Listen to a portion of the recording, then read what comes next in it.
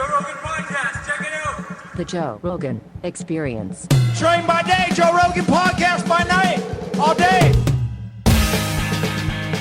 Hello, Derek. Hey, how's it going? Nice to meet you in real life. Yeah. I've seen, fucking dozens of your videos, so it's cool meeting you in person. No, yeah, long overdue. How did you get started?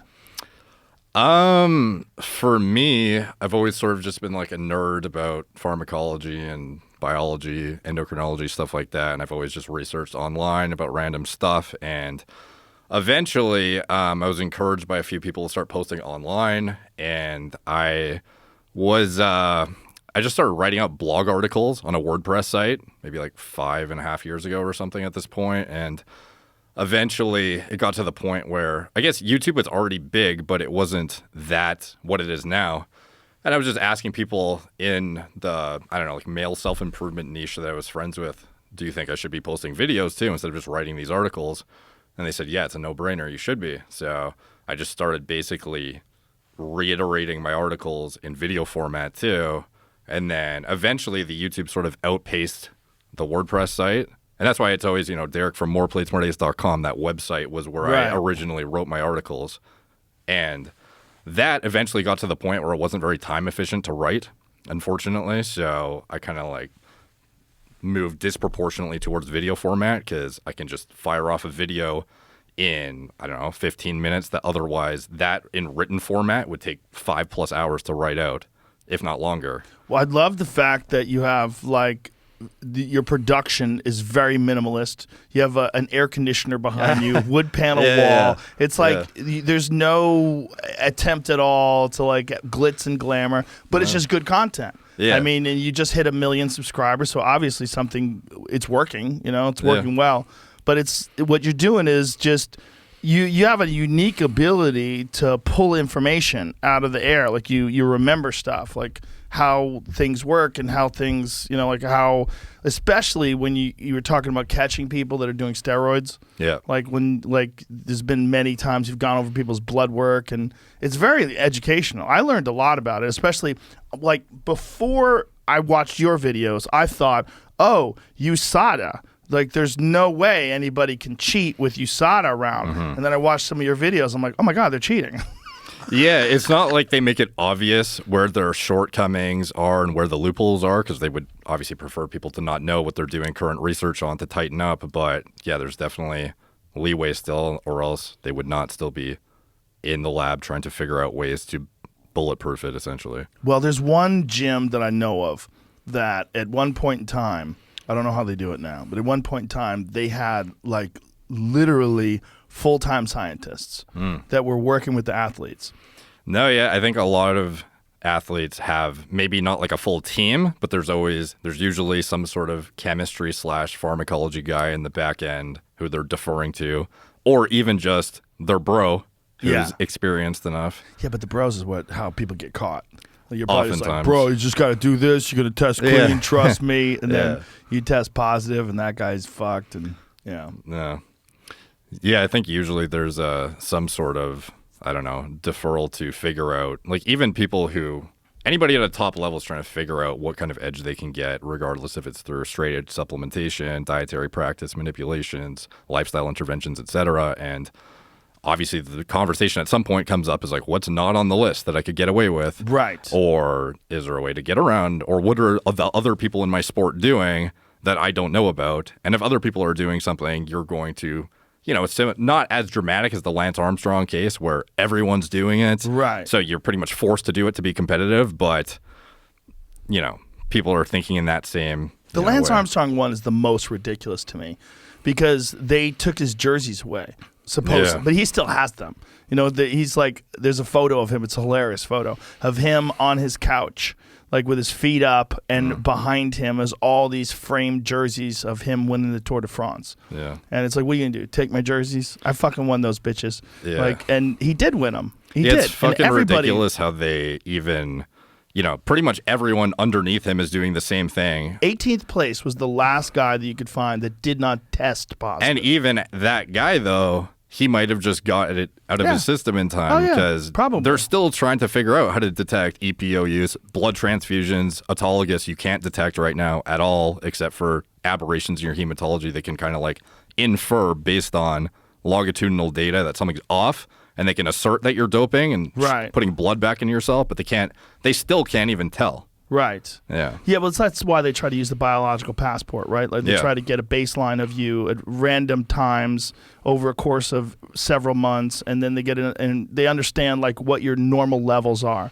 Yeah. But even that varies with sleep and diet, and you've got to build up the data. So if you're hypothetically an athlete who understands how this process works going into it, it's not very hard to go to LabCorp, get my own hematology panel, assess my reticulocytes, hemoglobin, red blood cell count over time, develop my own longitudinal biological passport before I go into a tested sport, and see, do I fall within the threshold cutoffs where I would not get caught for my degree of autologous blood transfusions. So hypothetically, I could go in quite confidently if I had done the preliminary research prior.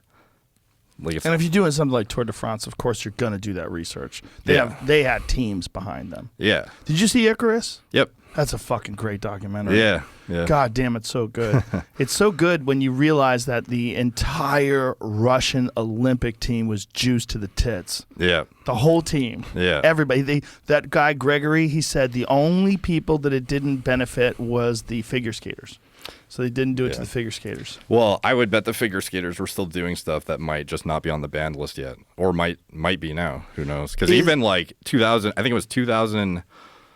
When were the Summer Olympics? It was like 2008, 2004, 8, and 12 or something like that. They've retested, like since they've developed some of these long-term metabolite assays, they've been able to go back and retroactively catch, I think it was like 150 athletes that otherwise didn't get caught at the time. And this was over 6 years later. And then of those 150, and that's just a ballpark number, it's not accurate, but it was like 79, I think, were medalists.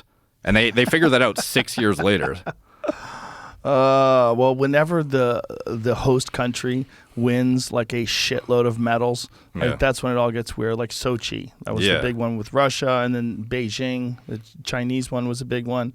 They had won so many medals. Yeah, and you know that it's such a big thing for some nations, like to win the Olympics. Yeah. It's a huge show of superiority. Yeah. And they go all out, man. Now, what's that? Have you ever heard of the, I think it's like the Goldman dilemma or something, where it's like, if you were to die in 5 years or win gold for your country, what would you take? And it was like over 50% of athletes said die in 5 years and take the win versus, live a normal life. Yeah, fucking wild.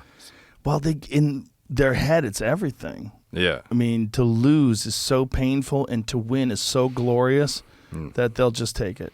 But and in professional sports, obviously, the contracts are so ridiculous. Like, there was one NBA player who just popped for drostanolone and testosterone like a week and a half ago or something. And when you actually look at it, the guy has only played, I think, in totality, like 7 minutes on the court or something, but his contract is like almost $8 million. So even guys at the highest level of professional sports, it's so lucrative, the amount of money that's on the table, that if you think, even if you're, like a low tier, like you're still a top tier athlete, obviously, if you're in the NBA, for example, but if you're at the bottom of the totem pole and you think you have leeway with, you're not going to get tested as much or whatever, the choices of drugs he used too were like, one of them was absurd and made no sense, but I assume he was just hedging against the chance that he would get randomly tested to, if it helps you get this lucrative contract, even if you're like just a 7-minute court player, like it's a big fucking deal. Well, it's probably the guys who get caught doing something stupid. It's probably some dude from the gym, right? Maybe somebody from the gym tells them how to do things. They're not being sophisticated about it. Especially he's not a top tier athlete. He's just kind of a guy who plays occasionally. Yeah, I've heard in arm wrestling, it's like a more obscure sport, obviously, but some of them are drug tested. The scrutiny is very low, but some of them don't even. They just take whatever they want and go sauce to the tits and just hope they won't get tested. Like, that's their strategy. Yeah. So, like, they take whatever the fuck they want and just hedge against the probability that they won't get tested. And then if they get lucky, which a lot of the times they do because it's very low scrutiny testing, they just go in like full board. Yeah. Well, the UFC and mixed martial arts in general is a very interesting sport because from that perspective, because it started out all juice. Like Yeah. started out literally like most of the athletes were on something.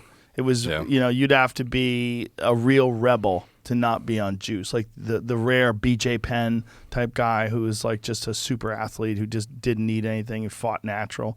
But so many of those guys were on juice. So many. Like if you go back and look at them, if you go back and look at like UFC 3, 4, and 5, like everybody looked like a superhero. No, Vitor was insane Oh when he my first started. God, that dude. like the fight where I forget it was against Vanderlei and he just ran him across the ring. Yeah. That epic shot. Yeah, he was fucking cranked. Yeah, back well, then. so was Vanderlei back then too. Yeah, but you the know? physiques, Yes. like disproportionately bodybuilder-esque. Right. Well, Vitor at one point in time was 240 pounds, and then he eventually got in the UFC, was competing at middleweight, which is 185 pounds. Damn. So, like, yeah, that he's pretty juiced up there. But if you go to Vitor versus Randy Couture, that was a fight where he lost, where his body was so big, his trap started at the top of his head. Yeah. And he was fucking enormous. Is that Vitor versus Randy? That might be the second fight. I think that UFC is the 15. UFC light heavyweight title. Right there. Yeah, you want that one in the upper right next to your cursor. Go up. Yeah, right there. That's him. He was, look how big he is. Yeah. He was fucking huge. That one he was like 240. His arms were gigantic, but he gassed out quick. Yeah. And Randy was a superior wrestler. That was back when you could wear shoes. Look, Randy's wearing wrestling shoes. That's old school UFC. Like that was early on, and there was no testing. There was nothing. No, you had guys like Mark Coleman showing up looking like Just jacked. Mark Yeah. Kerr was even bigger than Mark Coleman. Yeah. Mark Kerr, the smashing machine. Had you ever seen that documentary? No, I haven't. Very good documentary. It's an amazing documentary because it was like Icarus in the sense that the way, if you haven't seen Icarus first, folks, Brian Fogel, the guy who's the director of it, is also the star of it. And what happened was Brian, who is an athlete and he does bike races, he decided as a cyclist it would be interesting if he did a race natural and then did the same race the next year, juice to the tits. Yeah. And so he did the race natural, documented it all, and then hired this guy, Gregory Rodchenkov. And Gregory was the head of the Russian anti-doping agency, which is not real. Yeah. The Russian anti-doping agency is the Russian we dope everybody agency. Yeah. And so Gregory talked Brian through the protocol, told him what to take, how to take it. I don't know if he supplied him with it. I don't really remember that. But along the way, the Russians get busted in the Sochi Olympics. Gregory has to flee the country and then rats out the entire Russian Olympic team. And now he's got a hit out on him. So he's hiding in America and still is. He's under witness protection. He's got 24-hour armed guards around him all the time. And, someone from Russia apparently is looking to kill him. Yeah. So this poor guy's wandering around. Well, the Smashing Machine is like that in that what they were doing was they were studying Mark Kerr, when he was at the peak of his popularity in Pride. And Mark Kerr was a fucking gorilla. Look at him there. My God. He's just an enormous wrestler, super powerful guy, just fucking smashes shit out of people. But when they start filming this documentary, he is falling apart. They catch him falling apart. He's addicted to pain medication, so he's shooting up, and he's doing it right in front of the documentary crew. He's just like out of his mind. He's doing steroids. He's doing painkillers. He's just completely addicted. And you see everything collapse. Like they caught it right at the right time. Right when the cameras got to him was right when it was all falling apart. And it's a fascinating documentary. And that was in the Japan days of Pride, where not only were there no testing, but they literally write it on the contract. Yeah, they literally write on the contract, we will not test you for steroids. Ensign Inoue, who fought over there, told me they wrote it in all caps. We will not fight you. We will not test you for steroids. That's wild. And so this documentary is like the gold standard documentary for MMA like fighters like that were substance abusers. And there's so many of them. They were so hooked on steroids. There were so many of these guys. Yeah. And then USADA came along, and then their physiques just melted. Yeah. But not all of them. Like some guys figured shit out. Yeah. Yeah, some were pretty dramatic, like Johnny Hendricks fell apart. Yeah. Vitor fell apart. Vitor was the most dramatic. Yeah, he's usually like the poster boy for USADA. Yeah. Yeah. Yeah, he was he was the guy that was probably responsible for them getting rid of the TRT program. The TRT program is very controversial because the whole idea behind it was some of these guys need testosterone. It's just like anything else, like thyroid medication. We're just going to give it to them. But the problem is, like, why do they need testosterone? Why does a 26-year-old man have low testosterone? Yeah. Well, the reality is a lot of them were on juice. And so their natural endocrine system shuts down, and then they get tested during that time period. They go, oh, my God, this poor guy, he needs medicine. Yeah. And so you give him testosterone and Vitor. Like, whatever the natural level was, Vitor was at hyperhuman levels to the point where they were worried he was going to die.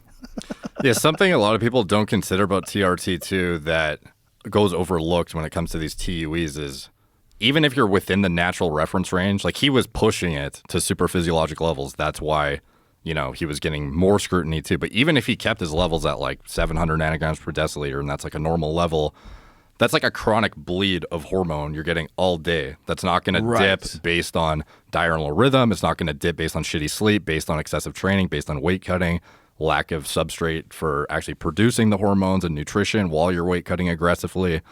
Fucking anything. It just stays chronically at 700 the entire time. Whereas like a natural who has 700 would be like 700 in the morning, goes down to like 500, 600, blah, blah, blah. Yeah. And obviously when you're weight cutting aggressively, if you're a guy who loses, I don't know, 30, 40, 50 pounds in a matter of, you know, a few months to make weight for a event, obviously your test levels are going to go in the gutter too. But then you maintain that entire time. Your performance metrics obviously stay far better. And also, you get a disproportionate drop in SHBG, which spikes your free test to a level that otherwise would never be achievable. Explain that. So, like, there's testosterone that's bound to albumin and SHBG, which is your total test. Like, What does SHBG stand for? sex hormone binding globulin. Okay. So it's like a binding protein that regulates how much hormone is like freely in circulation to get to target tissues. So if you have a higher SHBG, you have less free testosterone that actually is available to do activity, you know, like do, you know, all the things that testosterone does in the brain and the muscle, et cetera. So if you have this drop in SHBG from exogenous administration of testosterone, you get a disproportionate rise in your free test because there's less of this binding protein to hold on to it. And when you get that disproportionate rise in free T, you get more psychoactive activity, aggression, muscle building. There's a reason why guys on TRT, I guarantee you, hold more muscle than they would have otherwise at the same level on paper of a total T with natural levels. Makes sense. Yeah. And is there a way that, I mean, they use carbon isotope tests to detect exogenous testosterone, right? Yeah. And that detects testosterone that's coming from wild yams, right? Yeah, it's kind of ironic how testosterone commercial grade is derived from soy, which is like the complete fucking opposite of what Yams or soy? It comes from like yams, stigmasterol. I forget all the, like, it's basically like soy derived ultimately at the end of the Really? day. Yeah, it's like Mexican yams, and it's like all these, the way they react it down, it comes from, I think the current way to do it is soy, which is just interesting because that's like the last thing you would think makes testosterone. Well, soy boy is like, that is the worst insult for someone. Yeah. So this this carbon isotope test, which detects wild yams, so they figured out a way to extract testosterone from animal sources. Because I know that was theoretical. Commercial grade testosterone, like the stuff you get from a pharmacy for your TRT, is all derived from the soy derived. So the carbon isotope of it, the ratio of it is indicative of like plant derived testosterone. Right. So when you do a carbon isotope ratio test and you combust it down and you see what kind of like carbon content is in it, when you're checking the urine, you see a disproportionately, the carbon 13 to carbon 12 ratio is disproportionately in favor of plant derived testosterone to a point where there's no way a human could produce this through like endogenous steroidogenesis from cholesterol. So if you hypothetically wanted to skirt around this test, if you had animal-derived cholesterol and you reacted it down, you could hypothetically get a human-looking derived testosterone that's completely immune to detection through the carbon isotope ratio test. Now, is that just theoretical, or has that been achieved? Well, it's not like I could pull. It's not like you would ever be able to get that from a commercial company that's going to provide it to you. But hypothetically, if you got, I don't know, from like a medical supply company, you got animal grade testosterone, or I mean cholesterol, and then you had a chemist who you hired because you're, an athlete who has access to the resources available to pay somebody to do this, and you had the lab equipment, you could hypothetically manually take that cholesterol and react it down all the way down to testosterone, just like your body would endogenously. And then once you have that, you have testosterone that's been derived from animal-based cholesterol that has a carbon isotope ratio equivalent to that of what looks to be animal-derived rather than plant. And then it kind of like gets around that system. Has that been done? I believe so. Yeah. Really? Yeah. But this is not like there's no papers on this. They're not going to say this is being done and this is how you do it. Right, but I was wondering, like, I wonder who, like, is this something the Soviets have done or the Russians have done? Is this something the Chinese have done? I think athletes in all sports, I don't think it's prevalent, like, especially in the UFC. Some of the people who get caught, even at, like, high-level fighters, like TJ Dillashaw, he used recombinant EPO, which is highly detectable if you're looking for it. So even the highest level of fighters, I don't necessarily think have access to the resources to hire these chemists necessarily, or even think to do this kind of stuff. But ultimately, I do think at a very high level, there are individuals doing this. Yeah, I think this individual's doing it too. I just wonder if it's been proven that it can be done. Nowitzki, Jeff Nowitzki from USADA was the first person to tell me about it. But his take on it was like, we don't really know. No, I don't think there's... If you can literally take a fucking yam and turn it to test, I cannot imagine it's impossible to take actual, human identical cholesterol, which is literally what your body uses to make test, and react that down. Like, to me, it makes more sense how you get test out of that than out of a random plant. Yeah, that does make more sense. And you got to think, like, out of all the stuff that China does, one of the things they do is these concentration camps. They have these prisoner camps, and, the people that did wrong speak or whatever, and they shuffle them off there. Yeah. I would imagine, the dark rumor was always like that's where you're getting some organ transplants, that some people would go over there to get organ transplants. Yeah. You got to think they're making testosterone that way too. Just using people as like a fucking sponge to drain out. Maybe. Yeah. I wouldn't be surprised if there are countries doing it, athletes at a high level, in the UFC perhaps, as well as in professional sports in general. Didn't John Jones block you? Mm-hmm. I don't think he likes me. What did you do? Well, I guess it's just I've made a few videos just dissecting his case and giving my opinion on what I think he did, and he just doesn't like it, obviously, because it's just bringing up shit that is in his past that he doesn't want dug up, I guess. This is the stuff about the drug testing. Yeah, because there was that whole debacle with the the pulsing and the turinabol metabolite and when. Yeah. What's your take on that? Personally, I think that if you go back historically to the beginning, like obviously the guy is pretty loose on what he's willing to do in terms of, substances. Yeah. So with him, if you go back to his first positive test results, I believe he tested positive for clomiphene and letrozole way back in like 2016 or something. So if you look at those two drugs, one of them is an aromatase inhibitor that you would use to prevent gyno formation usually. And then Clomid is like a fertility drug you would use to restore testosterone production, or in women, you use it to aid in fertility. So using those two drugs back then, to me, seemed like something you would be doing to either, prevent the gyno from what you were using at a time when it was less scrutinous, perhaps, and then the Clomid, to recover, or something was tainted is what his claim was. But we already have, history of him doing this or getting popped for something pretty stupid to get popped for way back in 2015, 2016 era approximately. After that, he tests positive for turinabol, and then thereafter the pulsing. But the thing that's interesting about that is when Nowitzki talks about this pulsing M3 metabolite, he refers to, well, it's not him, he's just reiterating the research, and it's ultimately they used this reference point of Clomid pulsing as a kind of a proxy to exemplify, look, here's a drug that stores itself in fat tissue and pulses over time. So they use Clomid as an example of because they can't just give a human a shit ton of turinabol and like try and figure out if this is going to work or not. So they give them this fertility drug, or they've looked in the data and parsed out this information about Clomid pulsing, and they use that as a reference point for like, look, there's a drug that can pulse over time. But the interesting thing is John Jones literally popped for Clomid before, but he's never had that pulse. So he has this Turinabol that keeps pulsing, but the Clomid they use as the reference point of a drug that can pulse never pulsed for him. But didn't he say that the Clomid was from tainted food? Yeah, but he still got it in his system. So it's like, if you ingested Clomid, why is that not pulsing?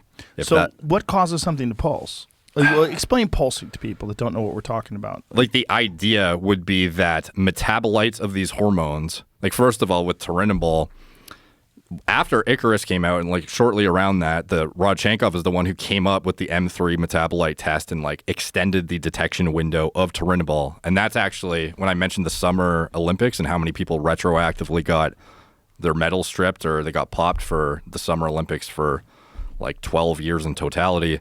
A lot of those positive test results were for Turinabol after they used Rodchenkov's data to like retroactively test the urine samples and see. They thought at the time it was undetectable because they got it out of their system based on the current detection windows. But then when Rodchenkov came out with his data, and when they went back and tested it using his assay, you could figure out, past that date, they actually detected for that, the longer term metabolites.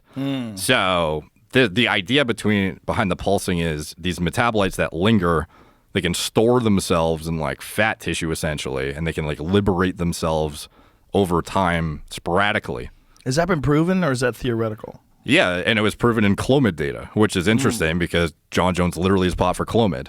But didn't pulse for that. Yeah. So. But it hasn't been proven before with this stuff? No, with Turinabol, never. So what's your take on that? Like, I think personally, like the amount of Turinabol he had was so small. A lot of times, like for certain compounds like Turinabol, the only way you're going to get it is like underground. Like you're going to get it. It's not a pharmaceutical product that's designed for like a clinical application. So you're going to get it designed by an underground lab who sells steroids to, random bodybuilders or a chemist in, China or something. And you're kind of just banking on the fact that it's not going to be tainted. They're going to use like clean equipment. It's going to be whatever drug you're hoping to get. And there are a lot of different scenarios that might explain it, and there's different theories like I could have that could hypothetically, either one could be true potentially, but I think one of the options is a drug he thought he was getting that was potentially undetectable was tainted with Turinabol, or he thought he could get around the detection window by taking it, unaware of Rodchenkov's long-term data that came out, or there's like a variety of different things that could be happening, but ultimately for him, he got it in his system, and on paper, when you look at his testosterone levels and his ratios of testosterone to epitestosterone, like when he fought DC, they were so out of whack that it would not be explainable, in my opinion, by anything other than some sort of suppression of your system via the usage of something. So to me... Not hard training, because hard training does suppress it, right? Yeah, but to the degree where he's literally like a female, probably not. So he... Really? It was that bad? Yeah, so normally the levels would be over 10 times what he had in general. I'd have to pull it up to remember exactly, but he was like in the single digits for urinary testosterone, which otherwise should be like, it was like 60 plus or something. He was like 4 or something. And it was multiple data points of his testosterone being single digits to a point that would indicate significant suppression, in my opinion. What could be another possible explanation for it, other than significant suppression? Of the super low test levels? I don't know, castration. Really? Is that bad? Yeah, it was pretty fucking bad, dude. It was like the equivalent of you only have your adrenal glands producing testosterone, basically. Like your balls are essentially non-functional. But explain this then. If that's the case, then how would he perform well? Because if he's going into a fight with his testosterone that low. Because if you have a drug that's suppressing your system, the drug you're taking presumably is what is driving your performance vectors that you deem useful enough to use in competition. So hypothetically, if I was using Turinabol, like all those athletes in Russia or whatever using Turinabol, you're going to have some suppression of your testosterone levels, which, on paper could inhibit performance, but you're using the drug to drive performance. Okay. So even though your endogenous levels are lower, you're relying on this compound you're using that you deem useful enough to dope with, potentially. So here's my question. If they're using a test that's sophisticated enough to detect that he has these very low testosterone levels and he has this pulsing of turinabol, like where is the room for this compound that's going to significantly increase his performance?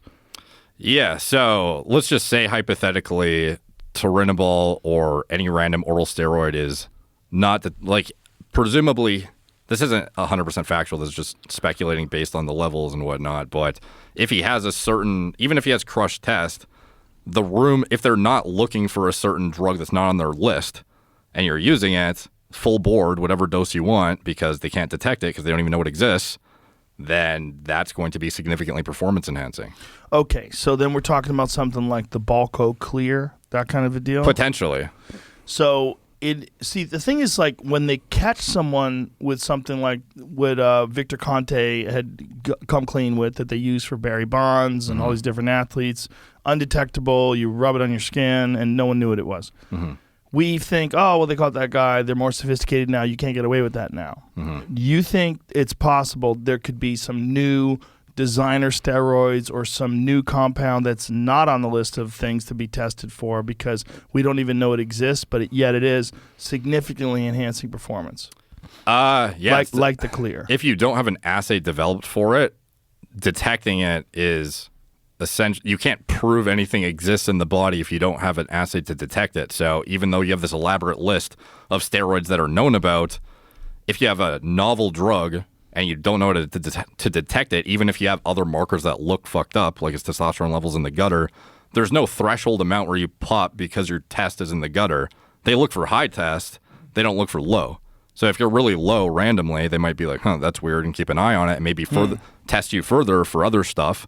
But it doesn't mean you couldn't be using something gung-ho the entire time. So I do think designer drugs exist. I don't necessarily know that they're being leveraged highly in the designer steroid family because you could hypothetically probably be able to determine this compound derived from testosterone was manipulated and, see something iffy and, dig into it and perhaps find out pretty soon what it is and retroactively, penalize that guy.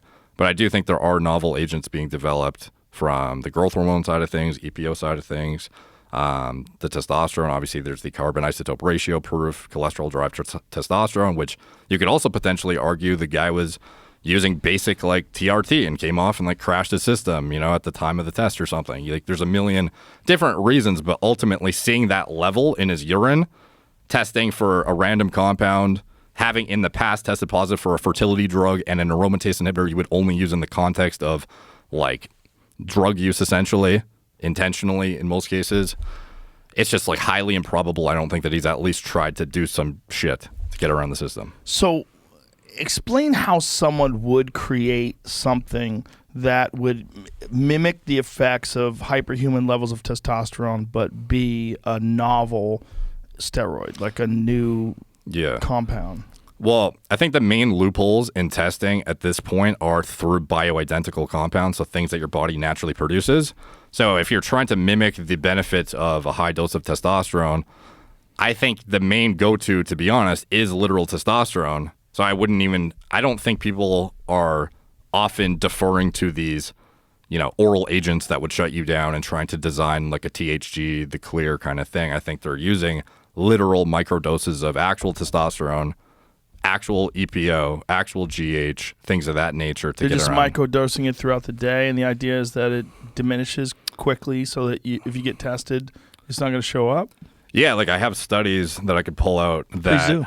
Yeah, so for right now, the detection of these things, if they're identical to what you naturally produce, it's kind of difficult to prove one way or the other. Like at least with a synthetic drug, if you develop a test for it, you can prove retroactively you use something that should never be in your body. But with testosterone, EPO, GH, etc., it's a lot more finicky because it's supposed to be there. So I think that, again, even with randomized testing, 24 hours, you have to give a 1 hour whereabouts of where you're going to be every single day. Right. Hypothetically, after that 1 hour window, if you microdose test GH, EPO, all these bioidentical compounds, the likelihood that you're going to get detected is like it depends on the individual, and you would do this preliminary data going into your longitudinal testing beforehand, ideally. I'm not saying how to do it or anything. I'm just, hypothetically saying, and you would kind of know beforehand what it looks like when you take this microdose of a compound and what it does to your, detection parameters. So you'd have someone who measures what it's like for you if you take it and you wait 4 hours, 5 hours, what have you. Yeah, so like hypothetically, like there are studies that literally show people microdosing EPO and GH and getting away with it and almost nobody getting caught. And then there are certain genetic polymorphisms that cause it to be nearly impossible to tell if somebody's using even mega doses of testosterone.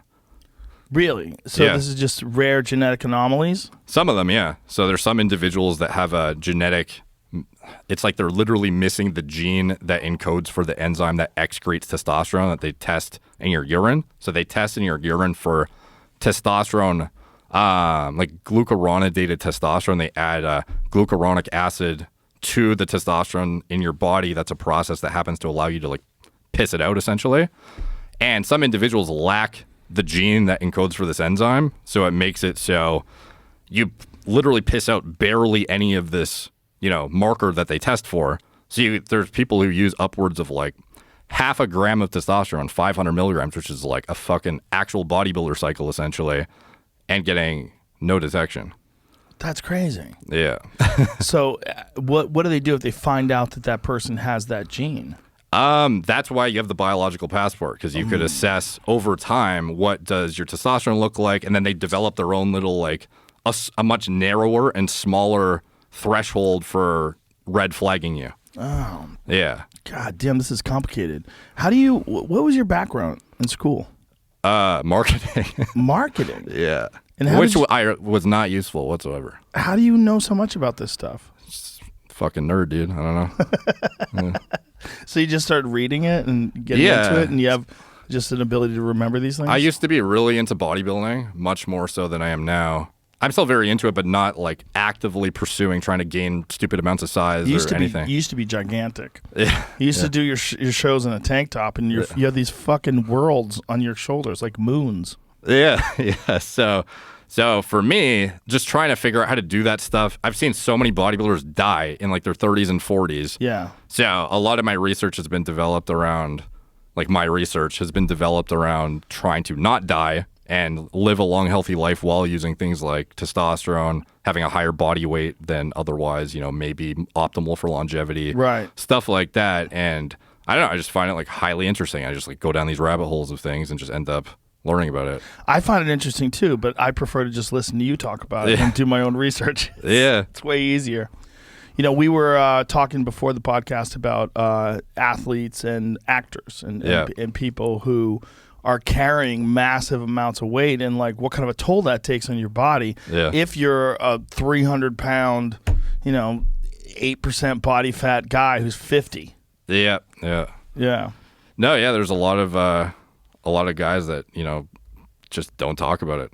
Yeah. I think it's weird that they don't talk about it.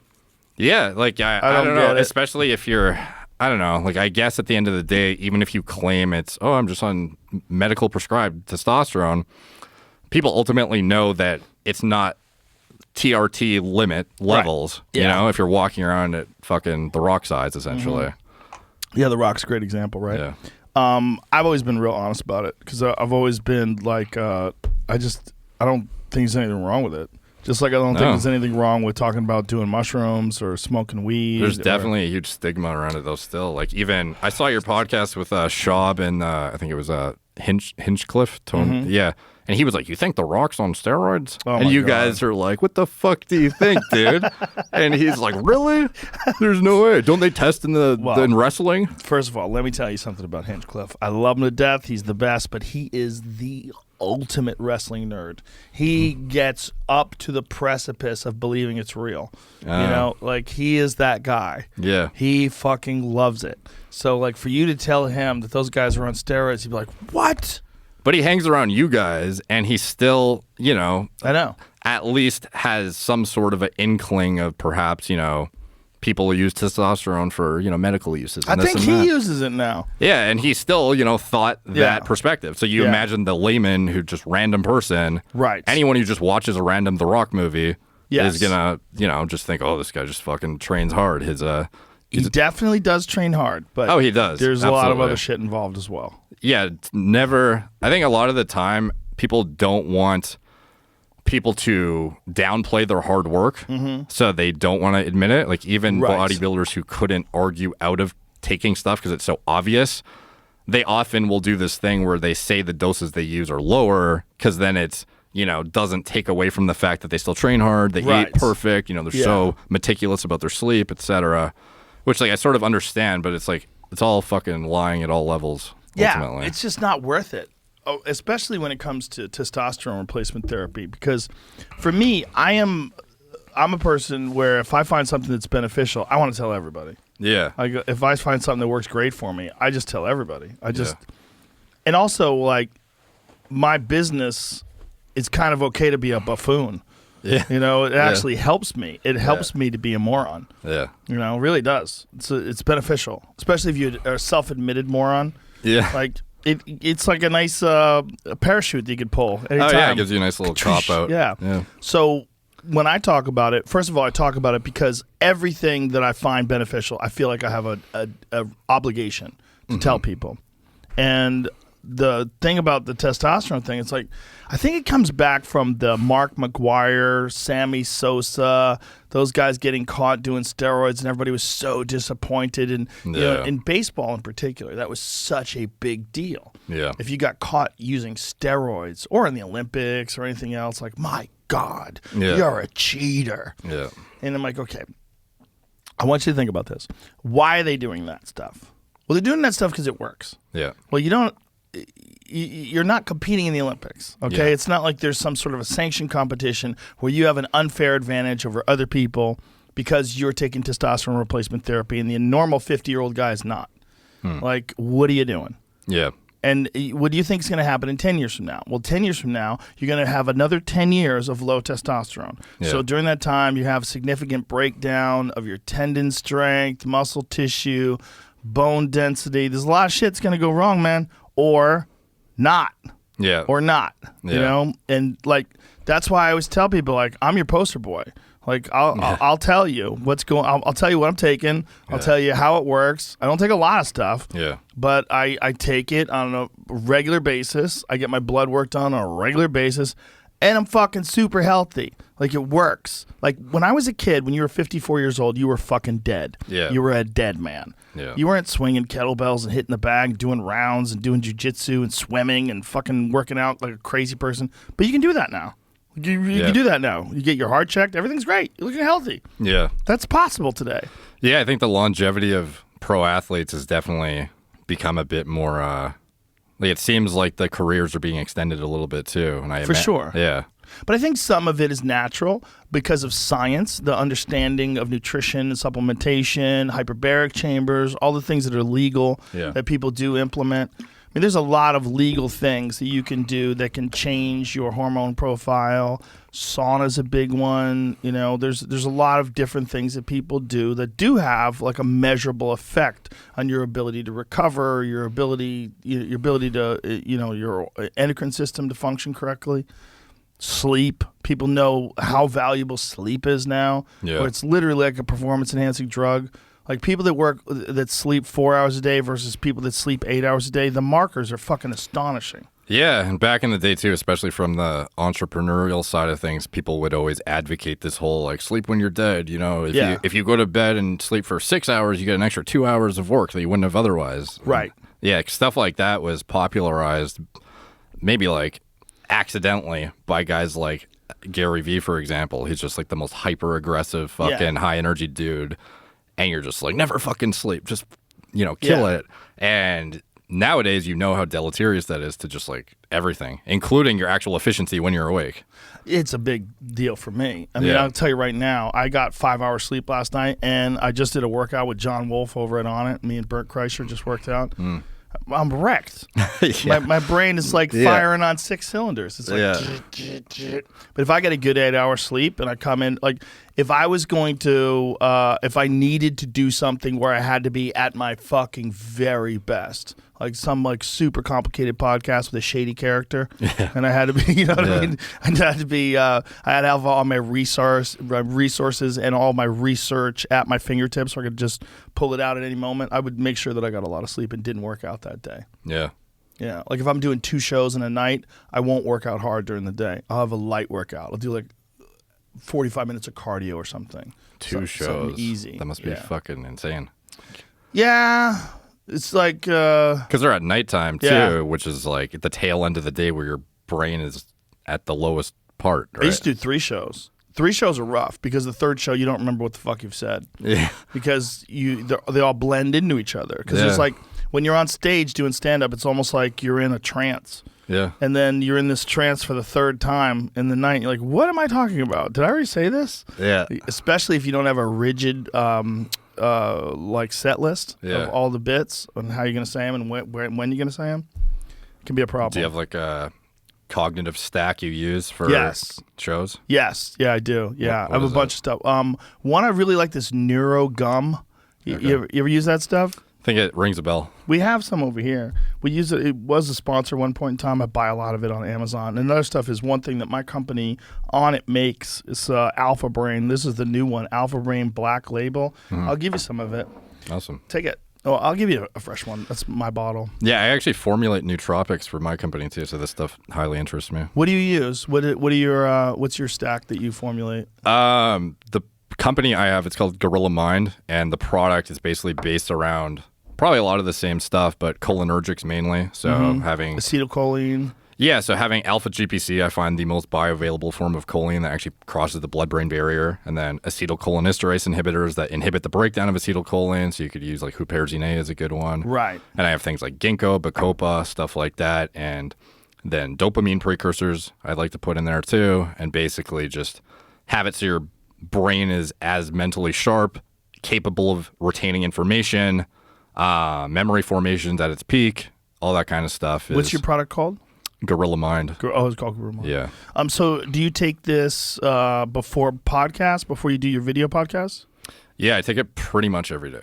And you take it, like say if you want to do something and be at your peak, take it an hour, 2 hours before? What's your... For me, yeah, I'll usually do like an hour beforehand. Yeah. Ish. Yeah, Yes, I'll usually combine it with like some sort of stimulant, either just caffeine through, a coffee or an energy drink if I want, or, yeah. Sometimes I use, I have sleep apnea, so I've been prescribed modafinil for a long time too, which is... What have you done for your sleep apnea? CPAP. Oh man, those things suck, don't they? They're not very... Like, they're kind of annoying to have to wear, but I'm so used to it at this point that it's just part of my routine, but... I have a mouthpiece that I wear that keeps my tongue from falling back.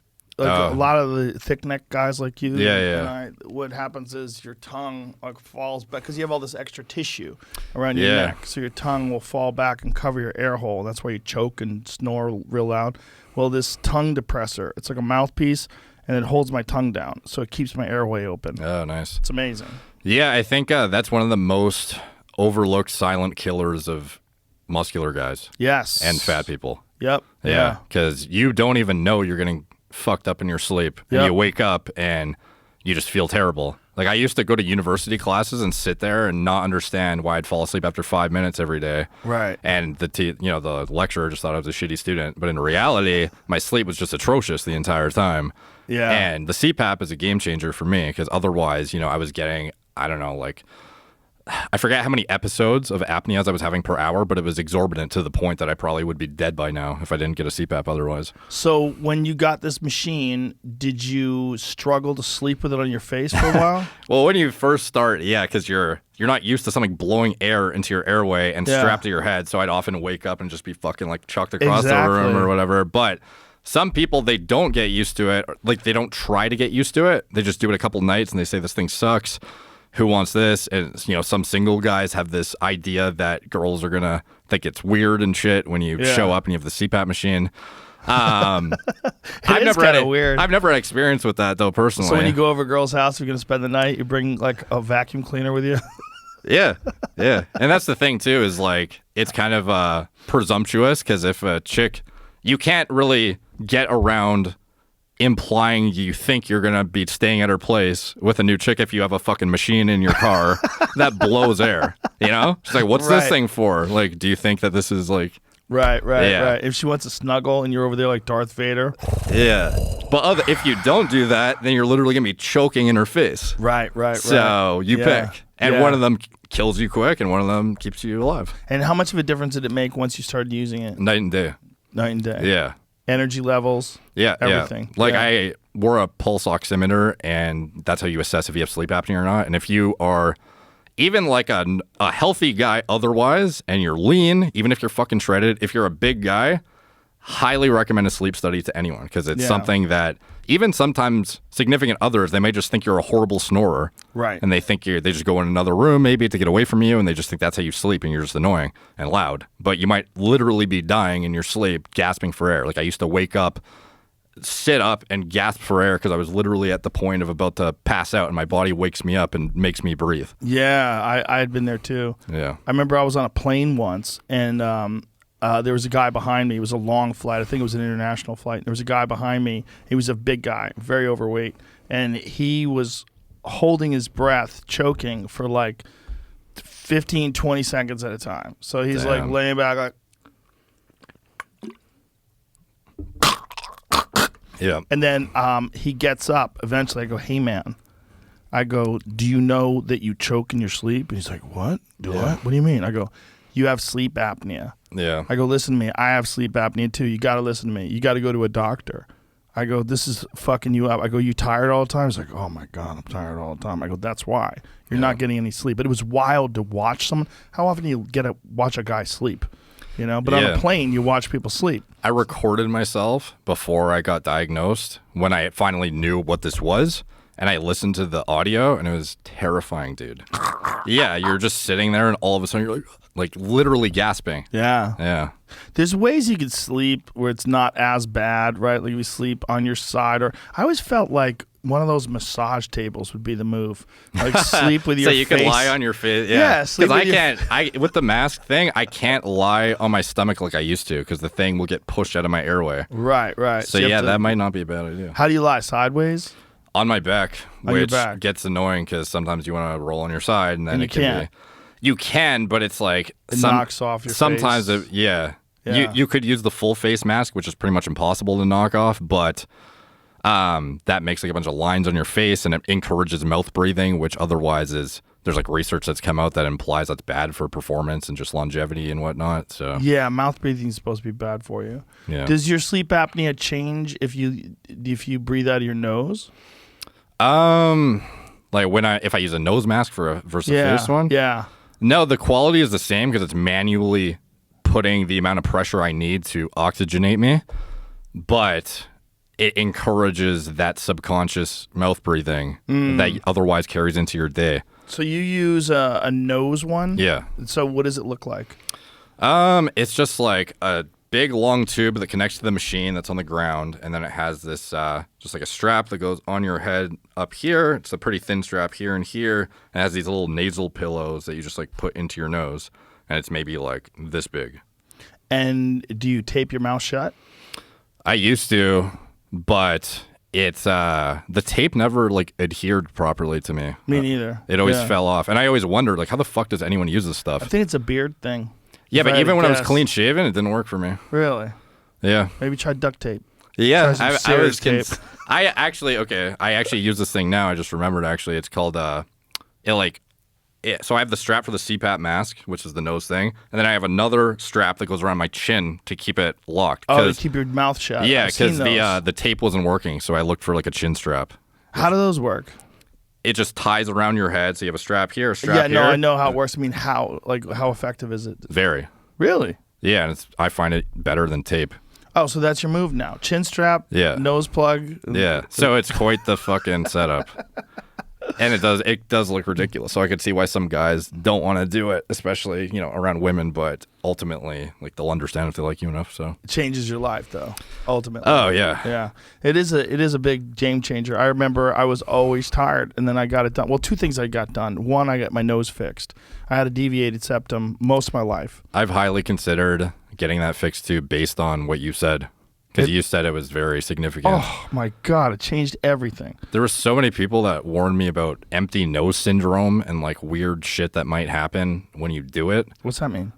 Apparently, when you or is that no? That's for a turbinate reduction. So for me, I got turbinate reduction. yeah. So that apparently, if it's like too dramatic, it gets to a point where you can't even like feel the inside of your nose or something, and it feels like it's empty because all the stuff in there is just gone. And I can't imagine like what it's like because it's never happened to me. But people say it's the worst thing ever, and it makes them suicidal from how it feels. Yeah, there's some like real weird YouTube videos about guys talking about how they got their deviated septum fixed and the turbinate reduction, and their lives have been ruined.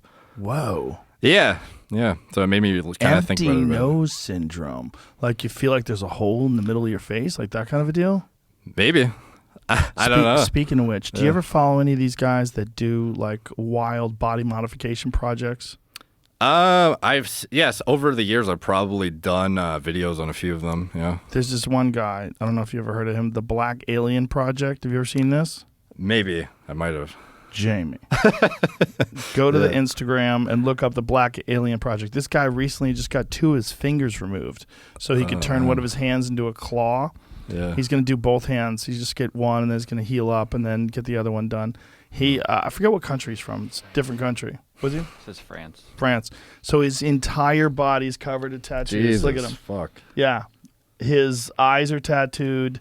He's got like implants all over his head. He got the tip of his nose removed. So there's these openings that go straight into his head. And then his left hand, where you're seeing right now, you see all his fingers. Now he got those 2 fingers removed. Fuck. Yeah, that's what his hand looks like now. Yeah, what the fuck? Sometimes I wonder when it comes to nature versus nurture of being a parent, like how much it's just you're predetermined to be your brain chemistry a certain way versus how you're raised. Like, how do I avoid having my kid do this? You know? I don't know if you can. I mean, I think if you, I don't know. I would imagine this has got to be some abuse. Someone had to abuse him. I can't imagine that this is just normal brain chemistry. Well, also, like, what kind of a fucking doctor removes your fingers? And how expensive is this, too? Like, imagine the amount of resources of your income you're allocating towards these procedures with the amount of shit he's done. The thing about the removing the fingers, too, is, like, how ethical is that? If you're a doctor and you're removing fully functional fingers. Must be like an elaborate thing you have to sign. I mean, maybe. He's in France. Maybe they don't give a fuck over there. Maybe. They have a croissant and sit down. I'm going to cut your fingers off. I've seen the real-life Ken doll. He looks like a human still, but... Yeah, that is bizarre. And he doesn't look anything like Ken at the end of the day. No. But he has, like, fake abs, fake chest, fake everything, and... Yeah. So that was what the guy used to look like. He was a handsome guy, which is crazy. Yeah, it's wild. Look at him. He's a fucking good-looking guy. And then now he's this freak. Oh, Jesus, look at that picture. Like, what is he doing with his lips? Is that new? Oh, that's crazy. Look what he used to look like. He's a good-looking dude. Like, I got to imagine there's body dysmorphia involved in that. I mean, this is some armchair psychology here. Whoa, what is that? That's what he's getting the claw tattooed into, I think. This is from his Instagram story, it looks like. So, before and after. So... He got the fingers removed, so now is he going to get the bones removed that are at the base of the hand to make it look like that? Like, that's the only way he's going to achieve that look. I must have. Oh, criminy. Wolf. All right. Okay, Black Alien Project Evolution, it says 25%. So now he's at before, and he's got a Kickstarter, so you can help him pay? Oh, my I don't know, God. like, No. what this is about. Is that real? No. I was sort It's of. on a Kickstarter? No. So I guess he wants to not just remove those last 2 fingers, but remove all the bones that connect to the wrist from the actual palm of the hand. Look at that face. That's so crazy, dude. You wearing a bra? Sure, he's got a bra on. Super bra. It says bra. All right. That's the Jamie's like looking at all the weird shit about him. He's like, hey, is that a bra? Yeah. Out of all the weird shit this guy's got out of the bras, what freaks you out? Yeah, that body dysmorphia is a very strange anomaly. Like, I was in Hawaii last week, and there was this one lady that came out of the water, and we were looking at her like, oh my God, this poor lady. Like, what does she think she looks like? She was a skeleton. Like there's no question at all that this lady had some sort of anorexia. So she was walking around like a skeleton. Yeah. It was disturbing as fuck because like she probably thinks she looks good, or maybe she even thinks she looks fat. Yeah, there's this girl on YouTube. Her name's Eugenia Cooney. I don't know if you've ever seen her before, but she's probably the biggest YouTuber who's anorexic, I guess, and just her entire comment section is inundated with people saying, like, this is bad, gain weight, you look, this is scary. And she just gets, from the start of her YouTube channel to current, she's gotten progressively more skinny to the point that she's like a bone rack. And she still posts videos regularly, and she has millions of subscribers, and her entire comment section is just telling her how bad this is. There's a mental disorder. Did she read it? She must be very aware of how people think about it, because people make videos about it all the time, too. About her being skinny? Yeah. What the fuck is that? You want to pull that up? Post it up so we can see this lady. Oh, no. Oh, my God. That's crazy. Yeah. Oh, my God. See, look at all the comments, just the top ones. Wow. I'm genuinely impressed that she's still alive at this point. All I can say is God bless, to be honest. God bless, huh? Yeah, that's atrocious. That's crazy, man. Yeah, and what's wild is if you go on her YouTube and you sort by oldest to newest, you can actually see she was still obviously underweight in the first video, but it gets progressed. Is this her first video? No, that's 2021. God damn dude, they it, took dude. away dislikes, which is fucking ridiculous. Isn't that weird? Yeah, so now you can't see how downvoted her videos are to reflect the opinion of how people think of her, body composition choices. So that's her first video. 2013. That's pretty thin. Yeah. But So at that fairly point, normal. you're like, she's just a skinny girl. yeah, at that point, you're like, okay, you're like borderline emaciated. Yeah, well, she's pretty fucking emaciated. Yeah. Look how tiny her legs are. God, that's Yeah. crazy. And Imagine walking around like that. No, it looks like you're just going to fucking snap and fall over. Yeah, like a good breeze. Yeah. But at least it looks like she eats a little. Yeah. Whereas now she looks like she's genuinely starving to death. Yeah. So if you sort by, God, now she looks like poor girl. And it's a disease. It's very similar to what bodybuilders have, or with what women have when they get like triple J tits.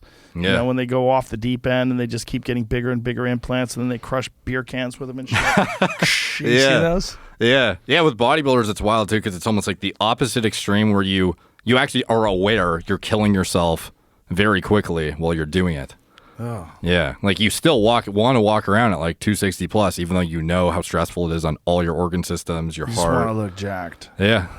Above all. Yeah. Yeah, exactly. It's such a strange thing. And some guys like Dorian Yates, they get out of bodybuilding and then they become healthy. I commend guys like that so much because it's one thing to realize something is unhealthy and fix it, but when your entire persona is built around this physique and you're like superhuman, to watch it literally disintegrate and be mentally okay with it, right? That takes like a very strong willpower, in my opinion. Well, it's a shift of perception and consciousness, right? Because you can no longer think of yourself as this gorilla. You have to think of yourself as a normal human.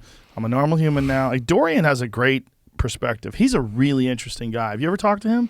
No, I've seen your episodes. He was great. I really enjoyed talking to him. He's super down to earth, really easy to talk to. And, he basically, his mindset was when he was a bodybuilder, he was going to work harder than anybody. He was just going to get fucking massive, just absolutely enormous and huge, crush everybody. And then when he was done, he's like, all right, fuck this. I'm done with this.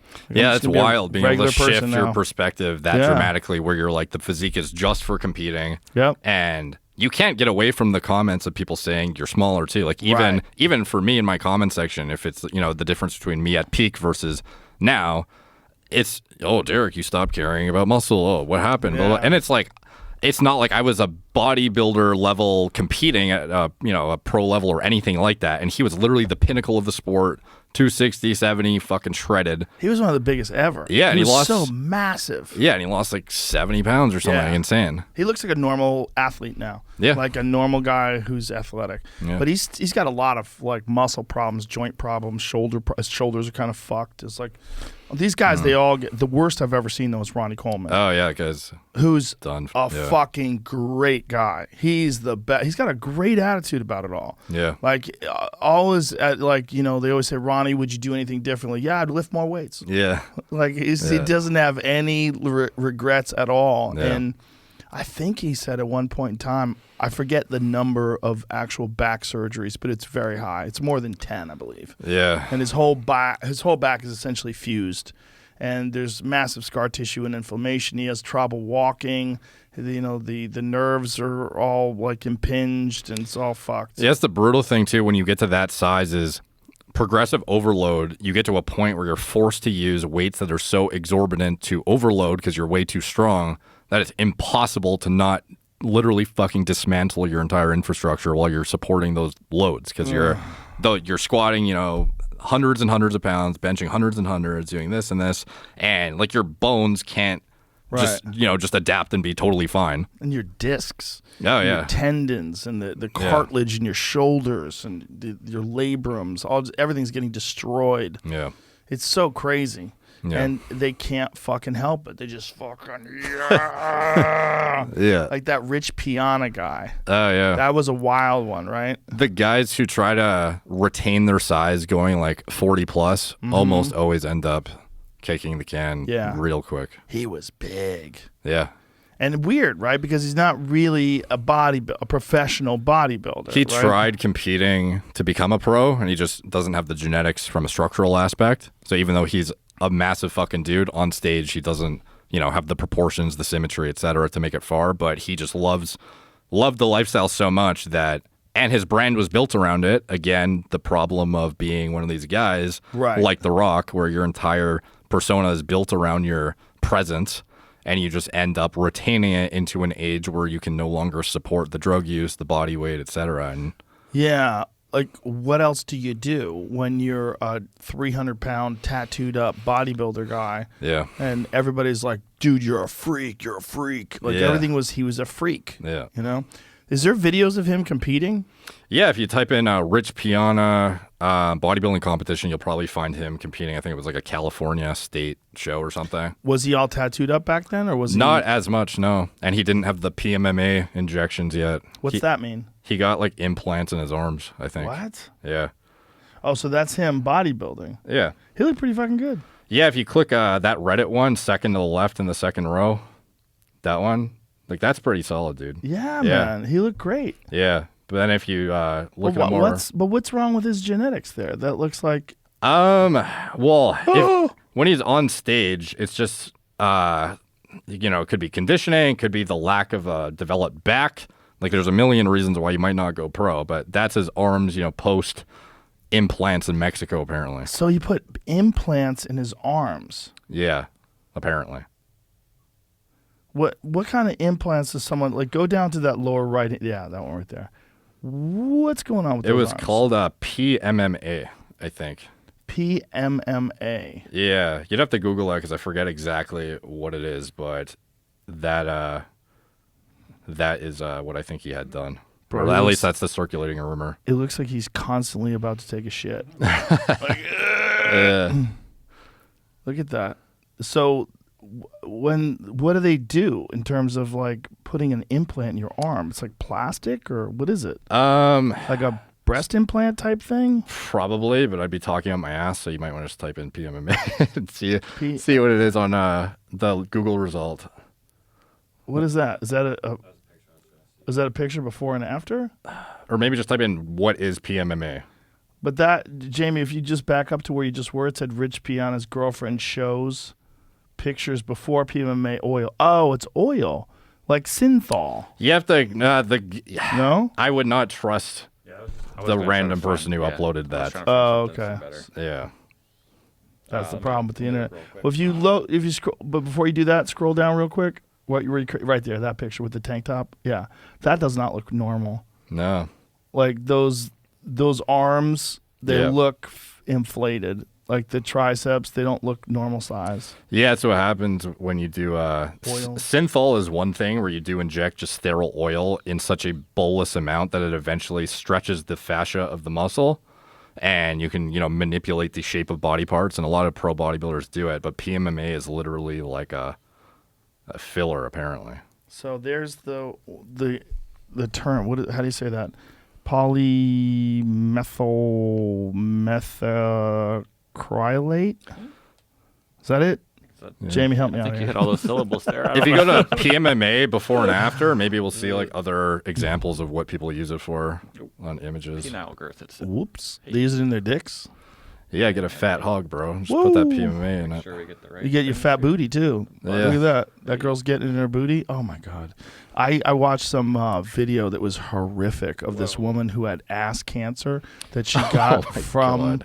She got it from butt implants. Some chick died recently. Some mega influencer who got butt implants. Really? Yeah. She look at that. Oh God. Yeah.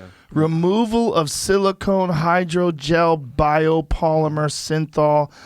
Oh my God, her ass rejected it, and there's just rotting necrotic tissue. I'm not showing that picture, by the way. Just Don't show that look it up. picture, but show that one next to it, that booty with that girl's on it, like right there. Maybe it's worth it. I find they look disproportionately like out of balance to a It point is. that it's not, you Yeah. can tell something's fucking off. Well, a girl with a big ass that also has big thighs is hot. That's like a Oh, Jesus! Oy. What am I looking at there? Yeah. So that's a girl who's got the injections and had body rejected it. Well, now her legs are destroyed. It's just lazy. Just do squats. Yeah. But the thing is, like, it takes so long for a woman to develop like a big ass and big legs. And from if they squatting. want to, so I could imagine, because some of them just want like a fat ass, and to get that amount of size, you might otherwise need to make the rest of your body a size you don't want it to be to get to that point. So like I understand Right. why they might want the injections, but Right, you have to get your shoulders bigger, your back bigger. yeah, and like most chicks don't want that. So Right. Well, it is weird yeah, when a girl looks like she might be able to wrestle you to the ground. yeah, It's uncomfortable. yeah. But a girl with a big ass, like a muscular big ass and big thighs, is hot. Yeah. But when they have a big ass and then they have little legs that don't feel like they can support them, then it looks like a diaper. Like you're wearing Yeah. a diaper. You have diaper butt. Yeah, I don't get how they can't tell that it looks like. I guess once you've done it, you're fucked because you already have it. Yes. So I think it's that same thing. It's this body dysmorphia. It's like the bodybuilders that don't know how the regular people look at them, and it's like how the anorexic doesn't know. yeah, It's strange. When they start fucking with their face, that's when it gets really weird. Like the saddest thing for me is when chicks do their lips. What's the matter, Jamie? Huh? Oh, I thought you made a noise. Sometimes he finds things and you hear, oh, and then you know you're gonna get a treat. Yeah, this is a dark place to keep going down. If you guys want to look, feel free to Google that. Go ahead, give me one more. Oh, I mean, just, What else you got? I'm just clicking around. No, the lips one is. injections I and agree. lips Makes. and- I don't. It's weird because a lot of the time when you hear girls say what they would love to have done, you can transparently tell them no guy wants to see that or cares, but they still want it. Yeah, they want it because it's a thing in their head. Like they're looking at their own lips and they go, if I just had, I would look good. Yeah. Yeah, it just gets in their head. I know a lady who had her lips operated on where they sliced open her lips and stuck some stuff in there. And this was like, I don't know, she probably had it done in the late 90s, early 2000s, back when the technology, it's like she was an early adopter. And so she has this constant lip scar. Oh, my So it's like God. a linear scar across the lips. So when she's talking, you see her lips, you see the scar tissue. And she's got these like fatso lips. Yeah. It's just the proportions of the face seem off. Like why your lips look like if a girl has big lips, usually she has thick skin and like Yeah. a thick features and it looks great. But if it doesn't fit your face and you got big crazy lips and a little skinny nose, you look like an alien. Yeah, I could see if some chick had like a brutally deviated septum where their nose is like off center or like their lips are so thin that it looks weird where it's not balanced. But the ones with normal features that then go to the hyper extreme, Yeah. I could never wrap my head around that shit. Yeah. Granted, we would still probably say breast implants are fine, even though that's like not to some severe degree, but just like better than what their natural is. And for some reason, our heads can wrap around that looking good, but then other stuff looks not good. Yeah, the breast implant's a weird one. That's the one where we send out confusing signals. And we can somehow perceive that a silicone fucking like circle sticking out of your chest. I'm like, that's good. But your lips with that shit, not good. Not good. Yeah. Or your butt, not good. Yeah. Yeah. So what's the logic, you know? There's no logic. It's very strange. Yeah. It's you can't argue with it. It just is what it is. For some reason, like boobs don't seem as personal. Maybe. Yeah. I don't know. Maybe what is it? More. It's not.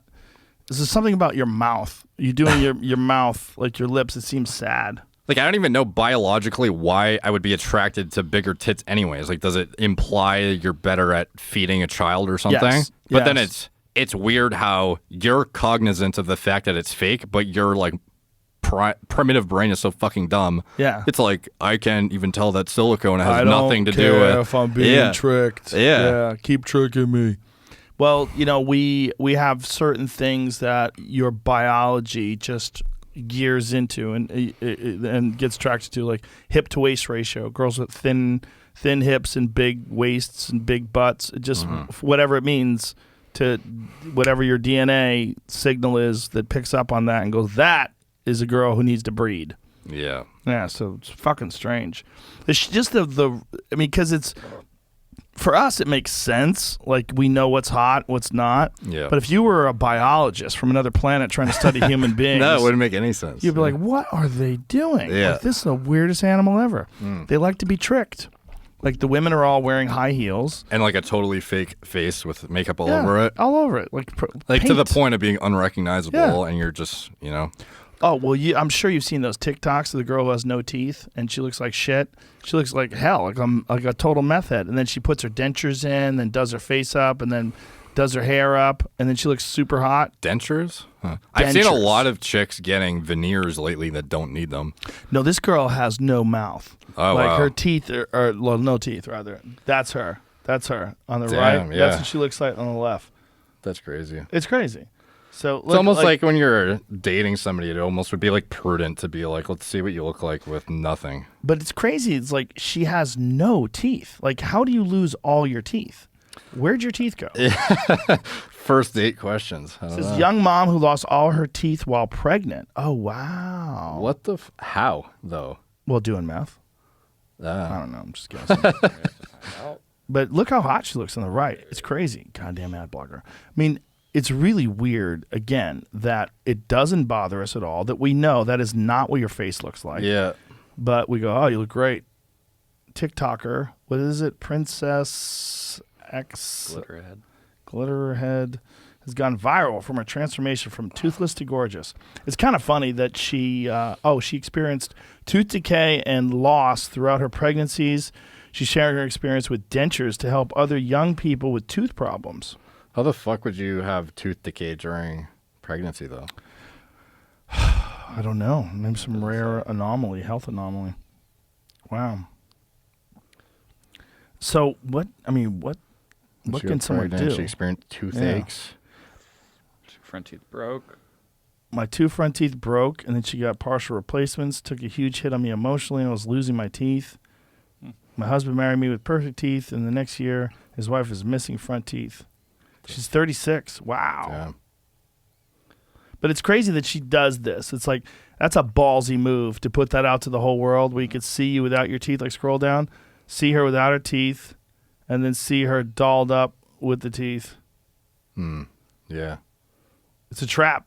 But it's an amazing trap. Like, look how good she looks. Like, scroll it. Look on the lower right-hand corner. She looks fucking amazing in comparison to what she looked like with no teeth and no makeup on. No, yeah. That's wild if you must have been just like severe nutrient deficiency or like hormone.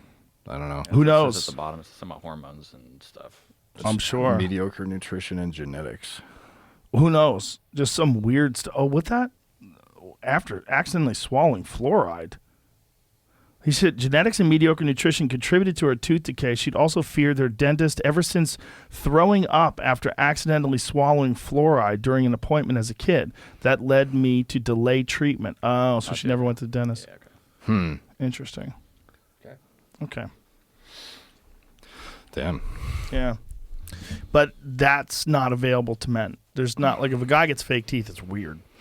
Veneers, I think, are becoming more popular in men now. Conor McGregor got them. Sometimes they look overdone to the point where I'm like, you have fucking, like, some chompers now that look weird on you. Why are you laughing at Conor McGregor's teeth? Funny how much he likes to show them off. Oh, he likes everybody to know. He's got Yeah, he the has, like, fake big, teeth. pearly white smiles now, whereas he used to be such a badass who just never smiled. Well, he probably got a few teeth cracked and broken from sparring and fights and stuff. Probably. I mean, man, you get hit in the head with a fucking elbow or a knee or something like that. Your chin. You know, they used to call Eve Edwards the dentist because he fucks so many people's teeth up. Yeah. Josh Neer, too. That was his nickname. He fought in the UFC. He'd call him the dentist because he just smashed people's teeth out after he knocked a few guys' teeth out. What do you think's next for McGregor after the little loss streak? It's a good question. The last loss, even though it was a bad loss in that you see him lying there with a broken leg, his performance wasn't bad. You know, the real problem was he went into that fight with a cracked shin. And, you know, they had looked at it in training. They had got a scan on it, and they were concerned, but they thought it was just a deep bruise. It was hard to tell what was going on. During the course of that first round, it cracked. And there's an interesting moment, and, you know, Dustin talked about it, where he checked one of the kicks, and he pointed to Conor. Yeah. Like, I know that hurt you, bitch. Like, you could see him pointing to, like, after he checked it, and that was the same leg that eventually cracked. And then, you know, Conor, to his credit, kept throwing it like a fucking savage, and you know, it buckled it. Another time he threw a leg kick, and you can see the leg kind of buckle, and then when he went to step back on it, it just completely gave out, which is pretty wild. It's pretty rare to see it happen like that. Generally, when you see a leg break like that, it's from a check, and you see it immediately. Like the guy checks a kick, and you see the leg snap, and the guy just falls down like Anderson Silva. Yeah, not keep fighting and then have it happen after. Chris Weidman is a good example. There's a few. Tyrone Spong did it with Gokhan Saki in Glory Kickboxing. It's pretty rare. It's more common for some reason in MMA than it is even in Muay Thai, which I'm not sure why. And, you know, if you ask like a top-level trainer like Kieran Fitzgibbons or something like that, they'll tell you they're just checking wrong. And these guys they're throwing wrong and checking wrong, and that the MMA guys, they'll throw full blast, and all a guy has to do is just check one kick. Like that, and they'll throw empty kicks, right? Like meaning they don't set it up with punches, just throw, like wind up and throw one power kick, and the other guy just gets the knee up in time and snap.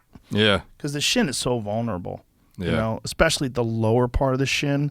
You know, if you catch a guy's knee, like if someone throws a kick and you catch it up here and they hit you with this part, boy, they're gonna lose every time. Like this part, like right above the ankle, like 6 inches above the ankle, so weak in comparison to like 2 inches below the knee. This shit is rock hard. Yeah, like it's supported by the joint, that thick upper part of the fibula, you know, the tibia. Do you just become like numb when you practice that often? Like guys like Adesanya that rely on those like sniper fucking kicks, do they just like not even feel it when they do them now? They feel it, but not as much. The shin itself becomes hardened and calloused.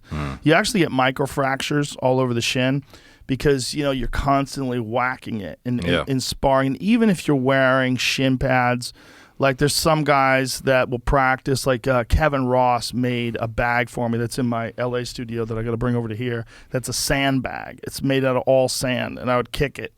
And it fucking hurts like hell, man. It's just sand. So you just thunk. It's just so hard. But when you do that, it really conditions your shins. And so that you can, and it actually makes your bones stronger too. Like you've seen guys, I'm sure, break baseball bats with their shins. Have you seen that? They just fucking, after a while, they can just smash right through a baseball bat. But the parts of your shin that are exposed, like bone, you can harden. But the shit you can never harden is your calves. Like that is why that has become such a weapon in MMA, the calf kick, because the nerves and the tissue is all exposed, and there's so little of it. Like if somebody punches you in the forearm, my God, it hurts so much more than punching you in the ass. Yeah. You know, punching you in the ass is, you know, there's a lot of meat there. Yeah. But your forearms, like if someone kicks your forearms, that's one thing about MMA that people don't take into consideration. When you see guys block a kick, that fucking hurts so much. When someone's kicking you and you block it like this and you take it on the forearm, that shin just slamming in your arms, a lot of times guys are losing like 50% of the strength in their arms. But it looks normal because they're still moving around and they're still throwing punches, but everything is numb. Everything hurts. It's just like the whole arm is just like, ugh. And you're still throwing punches, but it's throbbing. Yeah. You know?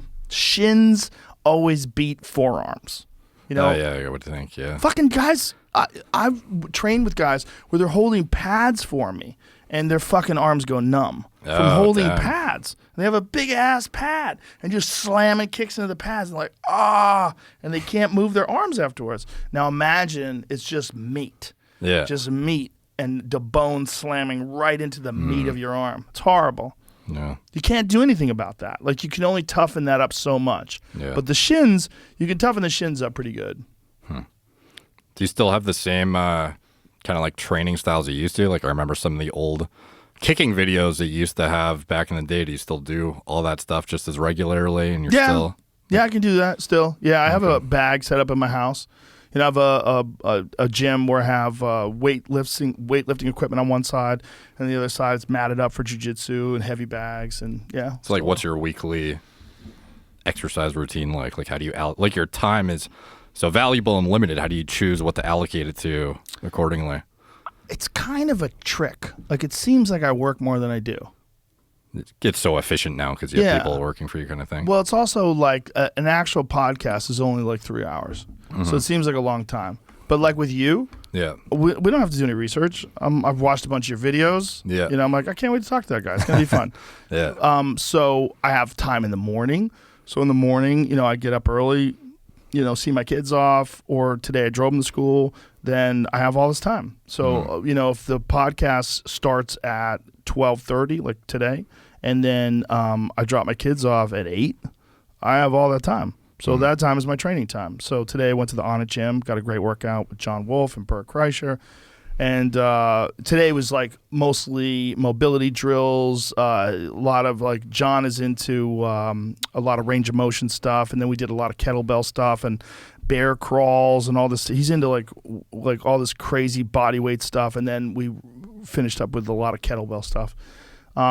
But other days I'll do like rounds on the bag, and what I'll do is I'll usually do like Airdyne machine. I'll do like the Echo Bike. The Rogue Fitness has a great. Their version of the Airdyne machine is like super beefy. Do you ever use those Airdynes? Never, no. They're the shit, man. Tabata sprints on those is fucking. You want to talk about a brutal cardio workout? 20-second sprint, 10-second rest. 20-second sprint, 10-second rest, and you do it for 8 repetitions. So 8 20s, right? So it's like, and then 10 seconds. You're like, 9, 7. And then you do it again, and it's incredible for your cardio. So I'll do those. I'll do like a set of those, get warmed up, and then mostly I'll stretch and then work on kicks. So I'll start off with like kicks in the air. I get my stretching in, make everything nice and loose, and then once I feel like everything's loose, then I'll do rounds where I'll just like shadow boxing and throwing kicks in the air. And then once I get loose enough to the fact that I feel like I can, like everything's completely stretched out, all my tissues warm, then I will do like repetitions, like 100 kicks with this leg, 100 kicks with that leg. And then I'll work on my form and stretching. Then once I've done that, then I set the timer and do rounds in the bag. Okay. So the difference between kicking in the air and kicking in the bag is when you're kicking in the air, you get this full range of motion techniques. Like as you're throwing round kicks, you completely follow through. You're also controlling your leg through the entire kick. So it's like there's something to that as well as hitting things. Like you got to do both, I think, in order to have like good kicks. And so I'll do that, and I do boxing rounds in the bag, kickboxing rounds in the bag. And then other days I'll just do like I have kettlebell routines that I do. Other days I'll do just hard cardio, different shit, depending on what I feel like doing. No like traditional weightlifting stuff? No, nowadays? no. I very rarely, sometimes I deadlift. Okay. Yeah, that's basically it. But the heaviest weights I lift are like 70 pounds. Like, unless deadlifting. Like 70-pound kettlebells is generally the heaviest shit I use. Yeah, that's probably good at this point for longevity, I would imagine. There's definitely a huge disparity between the guys like Coleman, who trained mental, full board, low reps too with high weight, and then the guys like Jay Cutler, who went higher rep, higher volume to achieve the same level of breakdown of the muscle, but took them, it's like more sets in the gym and more time intensive, but now they can still train perfectly in their 40s. Yeah, I think there's a difference. And also the crazy thing is I'm still strong. Like, even though I don't lift heavy weights, like one time we did a podcast, we got really drunk, and the guys went out to the gym. It was in the LA studio. I had a studio that was set up in one part of this warehouse, and then connected to it was this full gym, like all Rogue equipment. Like, it was awesome. And these dorks, like Bert Kreischer and Tom Segura and Ari, they all got onto the bench and they tried to put up 225. They were all benching 225. And I don't bench. I don't ever do it. But I busted out like 13 or 14 reps, and I don't bench. But it's just because I do so much kettlebells. That's fucking good, dude. 2 plates for 13, 14. So it's all just kettlebell muscles, though. Yeah. Do you know that there's a guy that's really fun to watch his Instagram channel? Every Goddamn Dre. Do you know him? If I saw it, maybe. Dude's super jacked, and he does everything with kettlebells. He's a fucking behemoth. Just super jacked, like perfect physique. But he also, like, in the things, like occasionally he'll do stuff with traditional weightlifting stuff. And he said it's interesting that, like, when he goes, I'm paraphrasing, but when he goes and does traditional weightlifting stuff, he hasn't lost any of his strength. He's like super fucking strong. But most of the time when you see him, like, maybe he'll have like a 70-pound kettlebell, or like look at that. Look, that's just deadlifting stuff. The dude's like jacked. Yeah. But if you see some of the other ones, Jamie, where he's like shirtless and he's doing all, like, most of what he does, like, see what he's doing there? That's probably like a 45-pound kettlebell. If you see some of his stuff, like, here it is. This is mostly the kind of routines that he does. But I mean, look at the amount of muscle that guy's carrying around. I mean, he's fucking massive. Yeah. But it's all kettlebell stuff. But look how difficult that shit is. There's these one-legged things that he's doing, like these split squat things that he's doing where he's going sideways. Like, that right there might be 70 pounds. It's hard to tell. It might be 50. It's hard to say. And I don't know how big the guy is, like how tall he is, but he's obviously super jacked. Like, go to that, click on that one right there. And, you know, a lot of the stuff that he's doing is he does it in the living room of his house. Yeah. But that's a pretty heavy weight. That looks like it's about 90. It says 4 kilograms in the caption. Okay, so what is 48 kilograms? It's 90-something.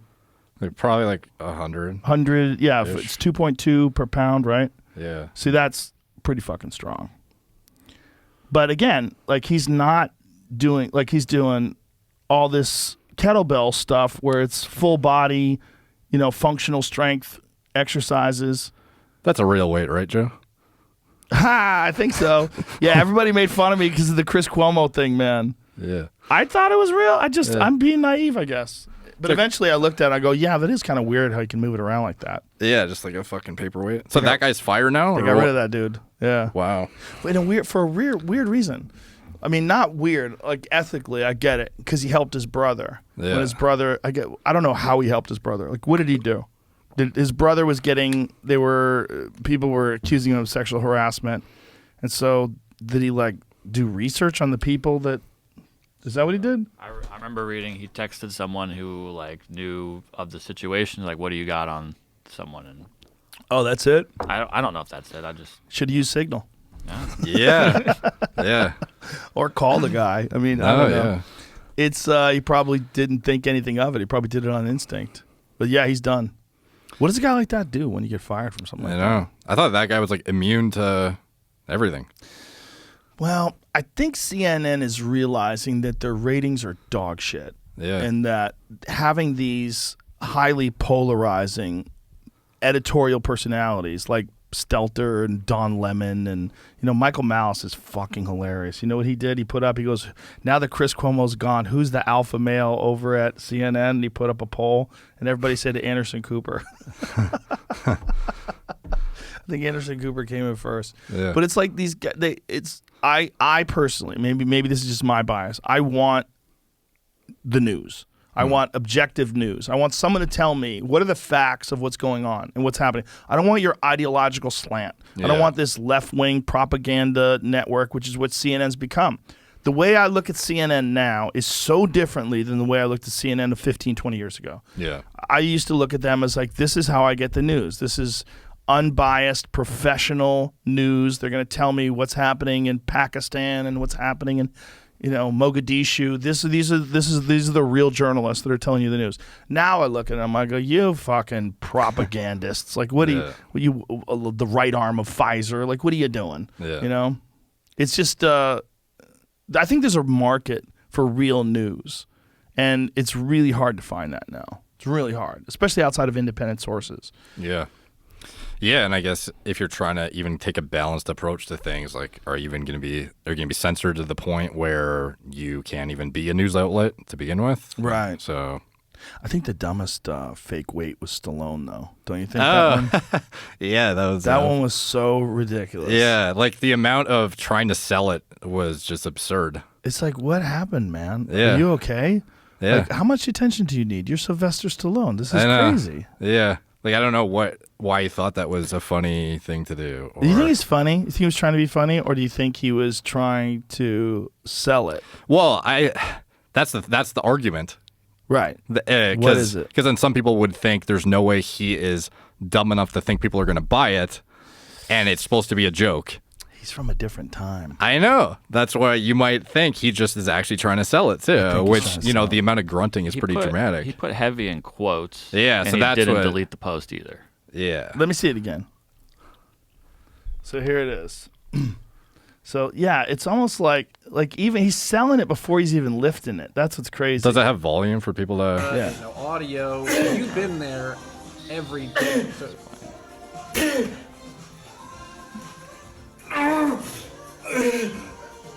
For sure acting. That is obviously and then he so fake. Crashes him into the ground. Like, the way they hit, if they bounce back, he would have been fucked. Yeah, it would have smashed his shins. People thought that was real, though? I don't think they did. Maybe. I think most people figured that it was fake, but... I don't know, man. Look, the Chris Cuomo thing, I thought he was just really strong. But I didn't think about it because I don't use like a 100-pound dumbbell. You know? If you're used to using kettlebells all the time, then maybe I could see how you might not be able to... I just didn't look at it discerningly. Yeah. I also didn't think someone would be dumb enough to use a fake weight. No, yeah. But I think someone wrote his name on that weight, right? Didn't someone give him that weight? I think it was like a gift. So he was probably like too proud to tell people this is really 100 pounds. I'm just fucking around. Yeah. But like thought like I'll play it off and people think, and I bought it. But then you see like a real bodybuilder using a 100-pound dumbbell, you go, oh yeah, that's different. Yeah. No, I think hard. some laymen would see the Cuomo video and be like, damn, this guy's a fucking house. Like, look at him toss this 100-pound dumbbell around. There are some people that are stupid strong and they don't even look that big. Yeah, definitely. But it's odd. Strength is an odd thing, man. Like there's one thing that's weird is wrestler strength. Some of the strongest fucking human beings that I've ever met were wrestlers. There's this dude, Eric, I forget his last name, but we used to do drills together, and he wasn't much bigger than me, man. He was, I'm 200 pounds now. Back then, I was probably 190, and maybe he was 200, 205 at the most, so maybe he's 15 pounds heavier than me. And we used to do these drills, this knee on belly drill. The knee on belly drill is you're on your back, the guy has his knee across your belly, and generally like hands on one shoulder and maybe an overhook on one of your arms. And the idea is he's trying to hold you in place and you're trying to explode out of there, put pressure on the knee, hip escape, get out of the position. When he was on top of me, I wasn't going anywhere. This fucking dude would pin me down. It was crazy how strong he was.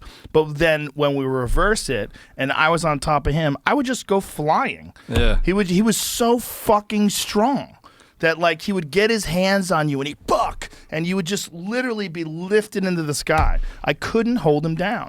And it was this wrestler strength that is just, he wasn't that much bigger. Because there would be other guys that were that big, and you would train with them, and it was proportionate. It made sense. Like we'd roll with them, and they were strong, but it wasn't freakish.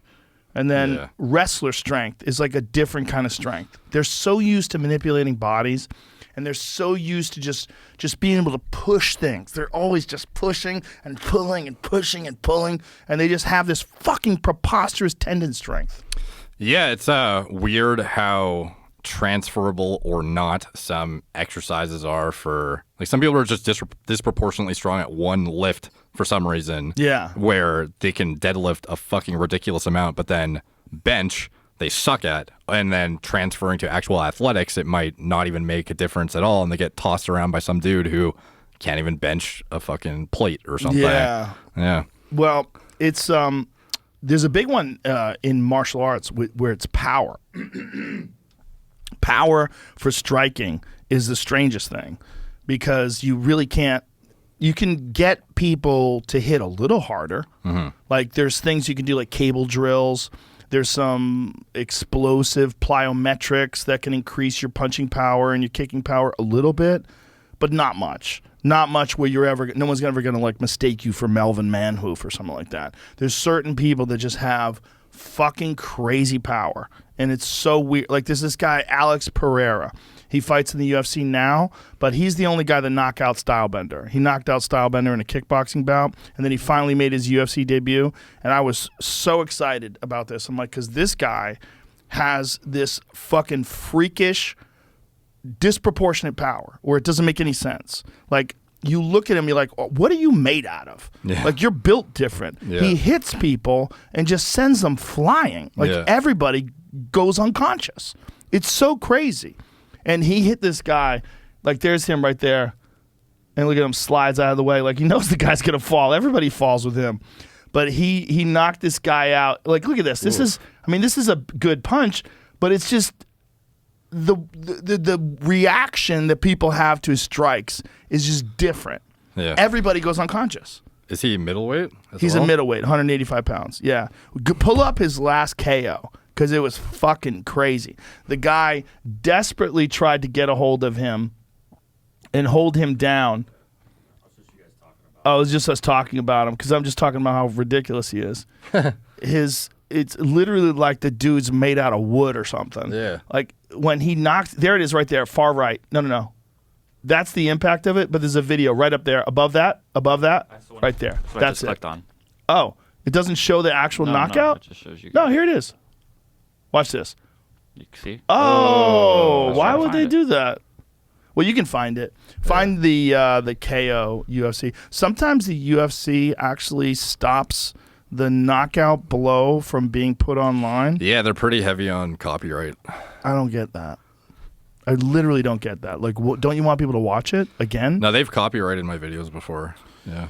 I think they think that if somebody watches that, then they're not going to watch the actual fight and pay for the pay-per-view. I couldn't disagree more. Especially if you're showing, like you're giving commentary on something that's occurred years ago even. It's so crazy. It's like I'm drawing attention potentially to a sport that you would want advertised. It's free advertising. Yeah. It's essentially free advertising for the sport. Yeah. I don't get it. It's just like... It's Hollywood shit, right? It's like copyright for music, copyright for film. They don't want you touching their stuff. Yeah. But when you're literally promoting it, there it is. Watch this. Boom. Oof. I mean, the dude's like, what the fuck just happened? Watch this knee. Boom. Jesus. I mean, and he just walks away, and he tried to stop the fight, but Dan Murgliata was determined to watch that guy get murdered. So what's his record in the UFC right now? Did he just 1-0. enter? Okay. Yeah, 1-0. So he's undefeated in I think he might have lost one MMA fight early in his career. So what held him back from being in the UFC sooner? Well, he was a Glory kickboxing champion in 2 weight classes. So he just wanted to maintain that? Yeah. Well, I mean, not just maintain it, but he was also preparing for the UFC. So preparing, the grappling aspect of it is a big deal. And it's also like his rise as a kickboxer coincides with Glover Teixeira's rejuvenation as an MMA fighter because they train together. It's really interesting because Glover just won the light heavyweight title and he's 42, which I think is like the second oldest guy to ever win a title. Yeah, it's wild. And also in a very competitive weight class against this guy Jan Blachowicz, who's a fucking murderer, right? And Glover just dominated him, took him down, beat him up, strangled him, dropped him, like hurt him bad standing, then got him to the ground, strangled him. But Glover has been training with Alex Pereira. And so they've been enhancing each other's skill set. Glover is a fantastic grappler, great wrestler, great black belt in Brazilian Jiu-Jitsu, and also a very good striker. But Alex Pereira is literally the scariest striker on earth. Yeah. So the two of them together, it's really greatly enhanced Glover's abilities and also greatly enhanced Alex. So the two of them together, now competing in the UFC, it's a big deal. And then Alex is the same size as him, too. Yeah. Because even though he fights at 185, he also held the Glory 205-pound title and was knocking people out at light heavyweight as well. He was the only two-division champion over there. Has Adesanya posted about that guy Yeah. coming into the league? Yeah, I mean, he knows it's a big fight for him, and I'm sure he wants to get that W back or get that L back. Yeah. I mean, I'm sure. I guess the that's fight- all. What is it? What else is there to do in the middleweight division right now for him? There's a rematch with Whitaker.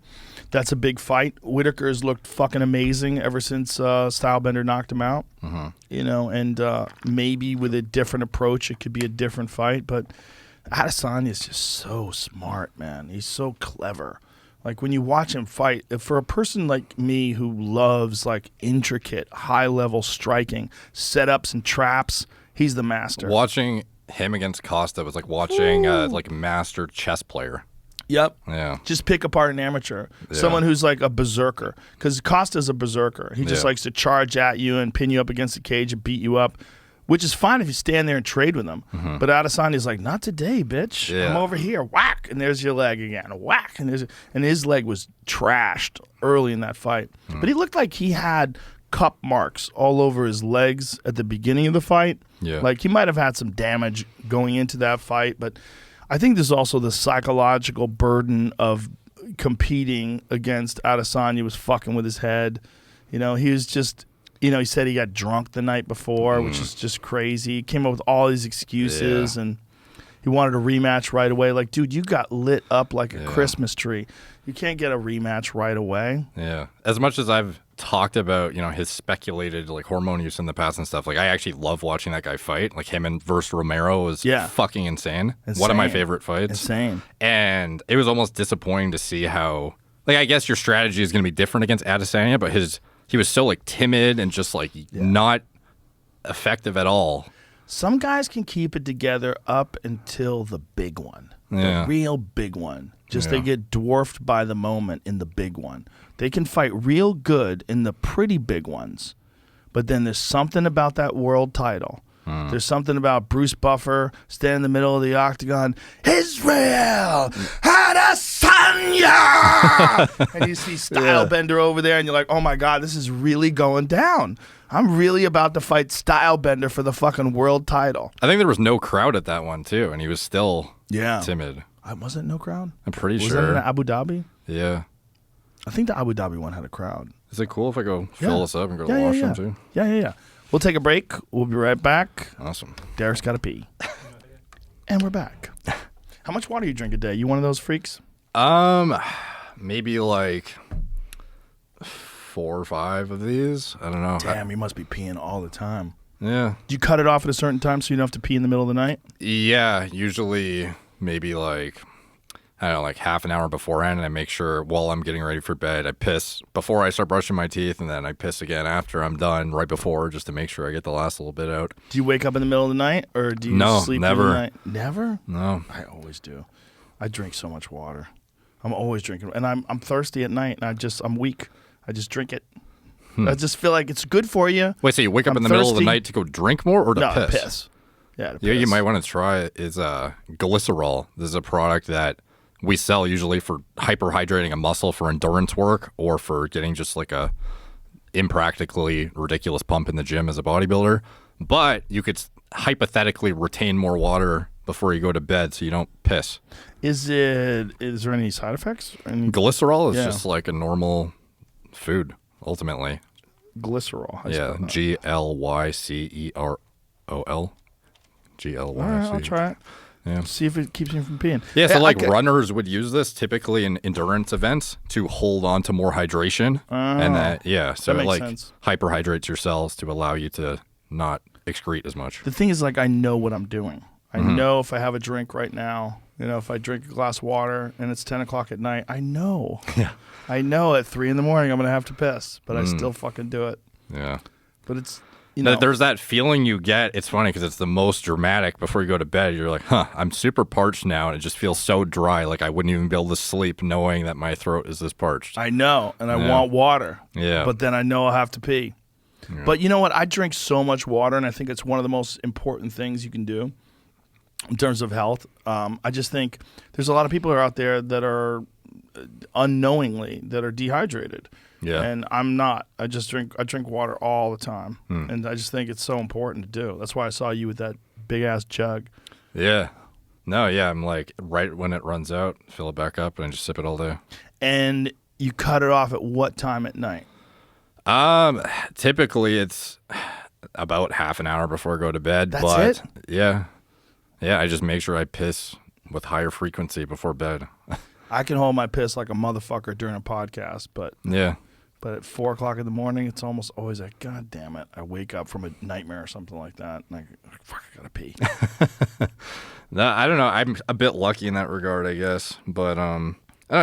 You could probably manipulate your electrolyte intake a bit too to hold more water with your sodium and whatnot. But I do take a lot of liquid IV, which is an electrolyte supplement that I love. Yeah, I take that stuff a lot.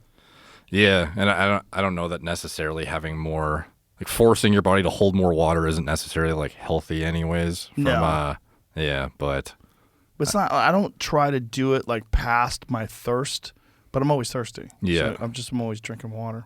And if I'm not drinking water, I'm drinking something like Zevia, which is like stevia flavored. Yeah, that stuff's soft drinks. pretty good for being naturally flavored. Tastes good, right? Yeah, the cream soda one is Yes, like pretty legit. goddamn close. Black cherry's pretty good too. In Canada, I don't know why the diet pop options are so limited. Like our grocery stores are like a fraction of what you have available here when it comes to diet substitutes. But we have Zevia, and it's like the only diet cream soda thing I have access to, and it's like one of my go-tos. Does that mean does Canada have smarter laws in terms of like? No, they just have like all like the full sugar shit, and not as many of the alternative diet substitute versions that are 0 calorie or stuff like that.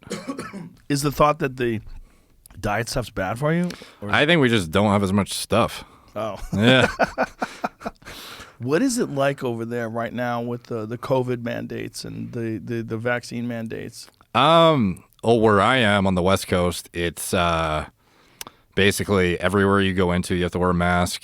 You have to show proof of vaccination to get into pretty much everything except grocery stores. What else? Like fast food restaurants.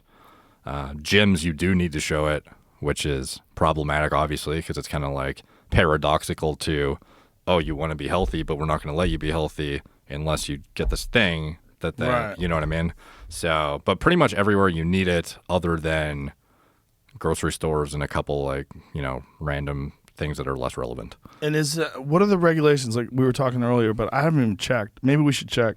Like if you want to fly into Canada, don't you have to be vaccinated? You have to get a PCR test, and it has to be negative. And whereas to come into here, you can get like a rapid antigen or a PCR, and they'll take both. To America. Yeah, but going into Canada, you take like the more strict, elaborate one that's higher sensitivity. And Do you have to be vaccinated as well? right now, I don't 100%. I believe you do. Yeah. Because I have a show there on 420 Yeah. that's been rescheduled for 2 years in a row because of the pandemic. Yeah. It was supposed to be April 20th of 2020, and then it was April 20th of 2021. So you chose 420 there for a Yeah. particular reason, I would Yeah. imagine. And I do a 420 show every year. Yeah. I do it somewhere where weed's legal. Yeah, You know, okay. just Makes have sense. a 420. It's been like a tradition that I've had for several years. but it's I don't know if I'm going to be able to do it. And I was thinking like maybe I could do it somewhere across the border in like Washington State. Just have everyone drive over Yeah. who has tickets. Dude, Seattle's a fucking war I'll zone. meet you in Blaine, Washington, bro. Seattle is a war zone. Yeah. It is so wild there now. It's like it's literally like a third world country about to implode. I used to go there years ago, and it was gorgeous. You'd see like a few homeless people every now and then, but it was like all tech money and everything. And now, like every time you turn on the news, after they fucking took over that 6-block, like the Antifa people took over that 6-block area in downtown Seattle, and the mayor called it the Summer of Love. And everybody's like, "What is this bitch saying? Like, what are you talking about? You got fucking Antifa took over your town. You've got literal like militants controlling the streets like warlords. Yeah. Like they were beating people up that took photographs and videos. They had their own like police. They were using like their own. They had their own like authoritarian control system. Somebody got shot there, and then eventually, the whole thing imploded, and the police recaptured it. But it was like, what is happening to Seattle? And Portland's even worse. It's like something about you got to get sunlight, kids. Yeah. Something about that Pacific Northwest. What's it like in Vancouver right now? In terms of Like chaos post-COVID. there's been some like protests and stuff downtown, but I think I don't know, there's like very strict gun laws in Canada, so I don't really know how much less or more problematic that is because of that, but there's not that much violence in Vancouver, but there is, protests against the vaccine and stuff like that, and I don't know, like I kind of stay out of the downtown area nowadays. It's kind of going to shit a bit. Like a lot of people have moved from it used to be the place to be, downtown Vancouver, and then a lot of people have moved to the suburbs away from it to get away from the bullshit, and the prices did not go. They're still exorbitantly high and ridiculous. So it's kind of like, I don't know, like of all the places to live, the most overpriced I think is like Vancouver, Toronto, California, New York kind of places are all absurd. Going to shit. They're all going to shit. Yeah, so like even to live in like a relatively chaotic area of downtown and get like a shithole house, it's like a couple $1 million potentially. Okay, maybe that's an exaggeration, but like a shithole would be like $1 million for sure. It is wild. Yeah. Those prices are wild. I remember when I was a kid and you thought about someone having $1 million house, like, wow. No, $1 million is like the pinnacle number of like, you're rich now. Yeah, now it gets you like what? Gets you a shack. Yeah. San Francisco is the worst. San Francisco's crazy overpriced and filled with like homeless people shooting up in the streets and taking shits in front of parked cars. It's wild. Yeah, there's this area in Vancouver called Hastings, and it's just, we call it Resident Evil when we drive through it because it's just like going through like a zombie like video game essentially. And yeah, it's absurd. It's all these liberal cities too, which used to be amazing just a few years ago. It's like you see what happens when the shit hits the fan and then they have to make decisions. They revert to this sort of authoritarian way of doing things, and then they're also paradoxically lenient on crime. Yeah, it's kind of unfortunate too because it's not like I have a lot of flexibility if I ever want to move because like where else do I go in Canada, and then getting citizenship in the States is quite difficult to do. What is it like if you're a Canadian and you want to come over here? You have to get a visa or marry a white chick. Yeah, I mean a white chick. Marry a Canadian. I'm like, you're from another country. Yeah, look. That's funny. I'm like saying if you marry some American lady, how difficult? It's like, if you marry an American lady, do you have to, how does that work? Like, do you have to prove that you love her? Like, what do you do? I mean, because I don't know because I think, isn't there like mail order brides from like Russia and shit who come to the States and get green cards? That's a good question. Like, is there countries where they're less likely to believe you? That's a good question, right? Yeah. Like, if you want to sneak over from Haiti, like all those people are coming from Haiti, and then like, you see this lady comes over from Haiti and immediately gets married to some American guy. Like, hey, how'd you meet? Yeah, I guess it's kind of calling into it's kind of like an ethical weird thing where you're like a official government guy and you have to criticize a relationship's validity. I think they do. I think you have to have meetings. They're like, there's no way this fucking guy would get this chick. Because I know a guy who did marry a girl who came over from Russia, and that's how he did it. Like, but they were friends. I think she was like his roommate, and he married her. But I don't even think they were fucking. I think he just Raw into the deal for sure. I think he just like did it for her so she could stay here.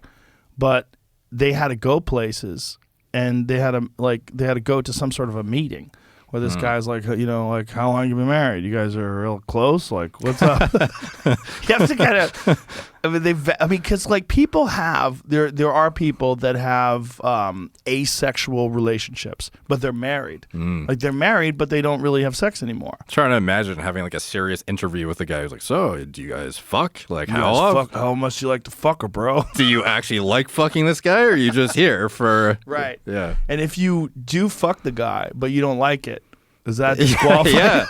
Yeah. Like, I do it because I want green card. Yeah. Like, what? How's that work? I don't know. What the fuck did they do about that? I don't know. Oh, The things you have to prove to make a bona fide marriage in Here the it eyes goes. of the. So documents showing commingling of financial resources such as joint bank accounts. But I have a friend who's married, and him and his wife have different bank accounts, and she kept her maiden name. Oh, These are they examples. wouldn't be able to do it. Not like more the than one official thing. list, yeah. I get it. Credit card statements, tax returns, blah, blah, blah. Documents showing joint ownership of property, such as a home or auto title. A lease showing a joint tenancy of a common residence. Birth certificates of children born into the marriage. Affidavits sworn to or affirmed by third parties having personal knowledge of the bona fides of the marital relationships. That's funny. The bona fides. This here is a bona fide relationship. I love my wife. I'm not just a Canadian So you have to coming prove over that here. It's a bona fide marriage. Look at that fucking racist photo they used. This poor dude looked like he's smiling next to a lady who doesn't really love him. Look, I love you. I'm in America now. Look at this. The USCIS will scrutinize your case to confirm there is no attempt to evade immigration laws with a fraudulent marriage. What's a fraudulent marriage? You can't tell me what the fuck a fraudulent marriage is. If I say I do and she says I do, we're good. You What's could be married to wild- someone else is one of the things they said. There's a list of stuff that, like, if you're a drug dealer, they won't let, or not, sorry, a drug abuser or addict, drug trafficker, they won't allow you to go through either. What if you're just a drug enthusiast? Not an abuser. Scroll back down. Scroll back down to what that we were just looking at. Look at this. This is what's funny. It says here that anyone. Oh, here it is. Anybody can get a marriage certificate. USCIS will need evidence that your marriage is the real thing. Therefore, it will be necessary to submit evidence that you and your spouse have a genuine, bona fide marriage. To establish the bona fides. I've never seen more bona fides. Wonder The how bo- you qualify Yeah. for that job. That's to be funny. the guy who completely dismantles relationships and decides. Well, I know a guy who's married, and I'm pretty sure he's gay, and he's got an older wife, and it seems like they get along. Yeah. Like they have this weird relationship, but they're married. Like he Yeah. says, "This is my wife." She said, "This is my husband," and I'm like, "Okay, I believe it." I mean, maybe Yeah. they're just great friends. I don't know. That's not a real marriage. Yeah. They seem like they're married. Yeah. I don't know. I do not want to have to go down that path to get Bro, citizenship. find though. yourself a nice Texas lady. Settle down. Yeah. Settle down here in America. Hmm. It's weird, right? Because like Canada is a strange one because everybody speaks English and they look exactly the same. Like a Canadian, like you could easily have a Texas accent. You could easily have a California or Chicago accent. People somehow claim that they can tell in my videos that I'm Canadian by it. Yeah, no, I can tell. Oh, really? Yeah. You say you have a boat. You say that occasionally. You have like certain ways of saying things where I'd go, oh, yeah, he's probably Canadian. But when I first watched your video, I did not think that. It took time. Yeah. It took like, and also, man, maybe I knew you were Canadian. I might be lying. I might have known you were Canadian and then started seeing it first. Okay. You know, it's not that bad, but there's like a part, there's a certain the way Canadians talk. Yeah, I did a video a long time ago on Jason Momoa, I think, in his role in Aquaman, and the way I say aqua apparently is like instead of aqua. And just like certain things like that, people would clue into and be like, what the fuck? What a weird way to say this. Oh, did you think Jason Momoa was on the sauce? I think my conclusion at the time, that was a really iffy one because the guy is just a built fucking dude to begin with like a big frame. But it would be like safer to assume than not that he probably did a little something for his peak superhero, role. And the money that you're talking about, like if someone's playing Thor, like that's a good one. Yeah, that guy sauced it up 100%. Hemsworth. I love it. Yeah. Yeah, I think so too. Not that there's anything wrong with that. Hemsworth packed on like 20 pounds or 30 pounds in a matter of like 6 months or something absurd. Yeah, pretty quickly. Yeah, and if you look at him before Thor 1, it was like a night and day difference. It looked like a skateboarder. Yeah, he looked like a surfer dude. Look at the video before. That's hilarious. My God, he looks so thin. Oh my God, that's well. That looks like he's like 20 years old though. The one on the left, he doesn't even look like he's 20. He looks really young, doesn't he? Yeah, it's not like he had a bad, like he's still athletic and has like a good frame beforehand, but that's the reason why he also ends up the way he does when he takes gear, because a lot of people who take gear, they still look like shit, to be honest, but it's still pretty obvious he packed on just exorbitant amounts of tissue very quick. So he had a great frame. See, there's that fat suit that he put on. Look at that. Yeah. That's crazy. That he does have a great frame for it though. That's Now that's one of the superheroes I think actually looks like the superhero you would picture kind of thing. Yeah. Because it's very difficult, especially when you're growing up and you get influenced by these comic books and you see them, they look like Mr. Olympia competitors in the comic books. Right. And I just find it hilarious how many women complain about body. Like, obviously, they have their own issues with unrealistic body image, things that they're portrayed to be the ideal for women. But those physiques are achievable through, like, some, like, nutrient deprivation and excessive cardio or whatever. Whereas for us, the physique we're told is, like, the ideal is achieved through grams and copious amounts of exogenous steroids that are going to kill you in, like, 15 years.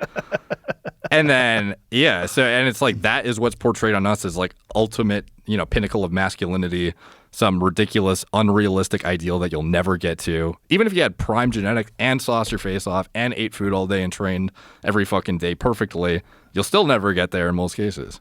I think there are certain women that want an excuse for why they're big.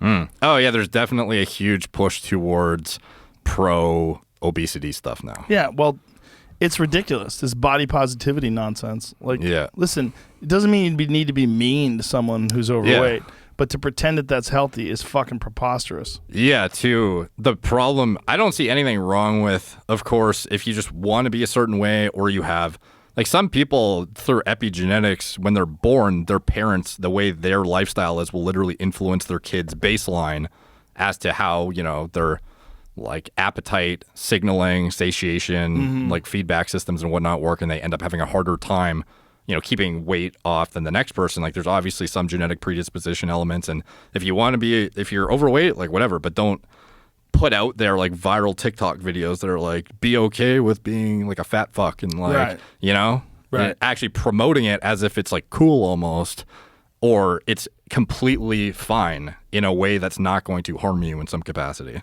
Well, not only that, I mean, especially during the pandemic, and especially during when we talked about this yesterday, they pulled up the study where it was showing how COVID affects overweight people so much differently because their body literally doesn't produce the antibodies correctly. Oh, yeah. Because of the obesity. Like obesity has an effect on the way your body produces antibodies.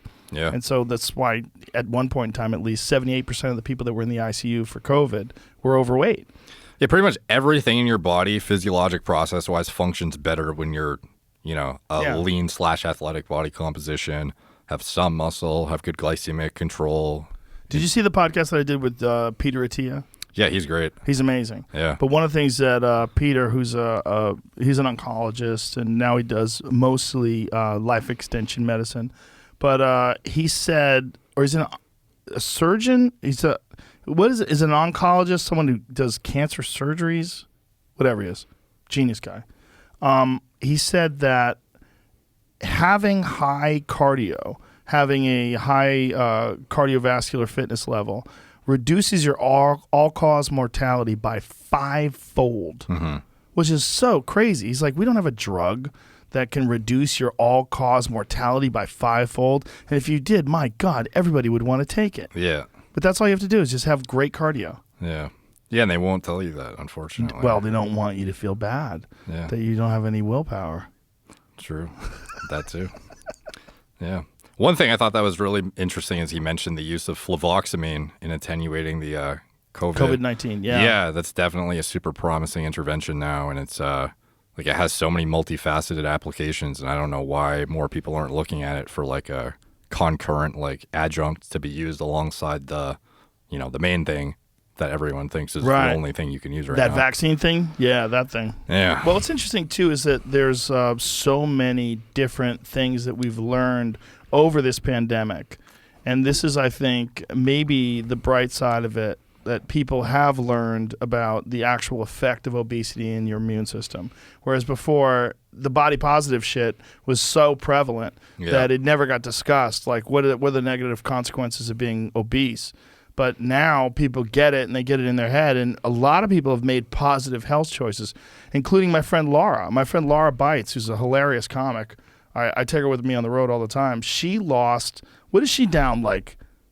She's down more than 50 pounds. I think she's down close to 60 pounds. Maybe I'm wrong. But there's pictures of her on her Instagram. Go to Laura's Instagram. She's pretty, she's very bold the way she takes these photos, because she shows herself like with like a sports bra on, just fat as fuck. And then the next one, she's super lean and healthy. Look at that. Wow. Look at that. That is a positive change over the pandemic. Dude, what's wild? Have you seen the Adele before and after? And people like get pissed. They're mad at her. Yeah. They're mad at her. She's a smoke show now. They're like pissed she's going to be less likely to die. And it's like they're a person that they want to see thrive and make music. Yep. And they're like, you suck for... You used to be one of us, and now you make me feel bad. Yeah. Because now they see her, and she's this hot lady. She's hot and lean, and, you know, you see her like, give me a recent picture of Adele. She looks fucking hot. Like, she's beautiful. Like, who would have guessed? Like, she always looked pretty. Like, she had pretty with her big face. But then when you see her when she's like really lean, like how much weight has she lost? I don't know. It's dramatic though.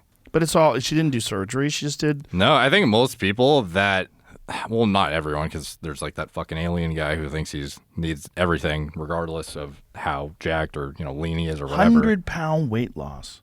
My God. Yeah, that's insane. Amazing. Look at that. Bro, she's stunning. Jawline City. She's so pretty. It's crazy. Look at her. Like, look at her body. It's incredible. And women are mad at her. Yeah. You fucking bitch. You used to be one of us.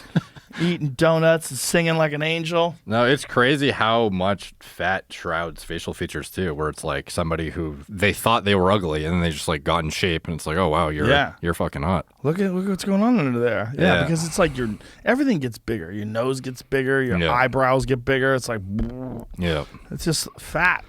Yeah, some of my old heavy-duty bulk photos from when I was into bodybuilding and I thought more food equals more muscle, not that you're just going to gain disproportionate amounts of fat. So I used to force feed the shit out of myself.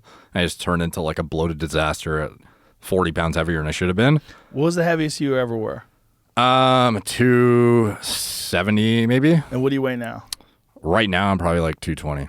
And so when you're at 270, was that the bulking phase? Yeah, and that was just like fat. Yeah, there you there.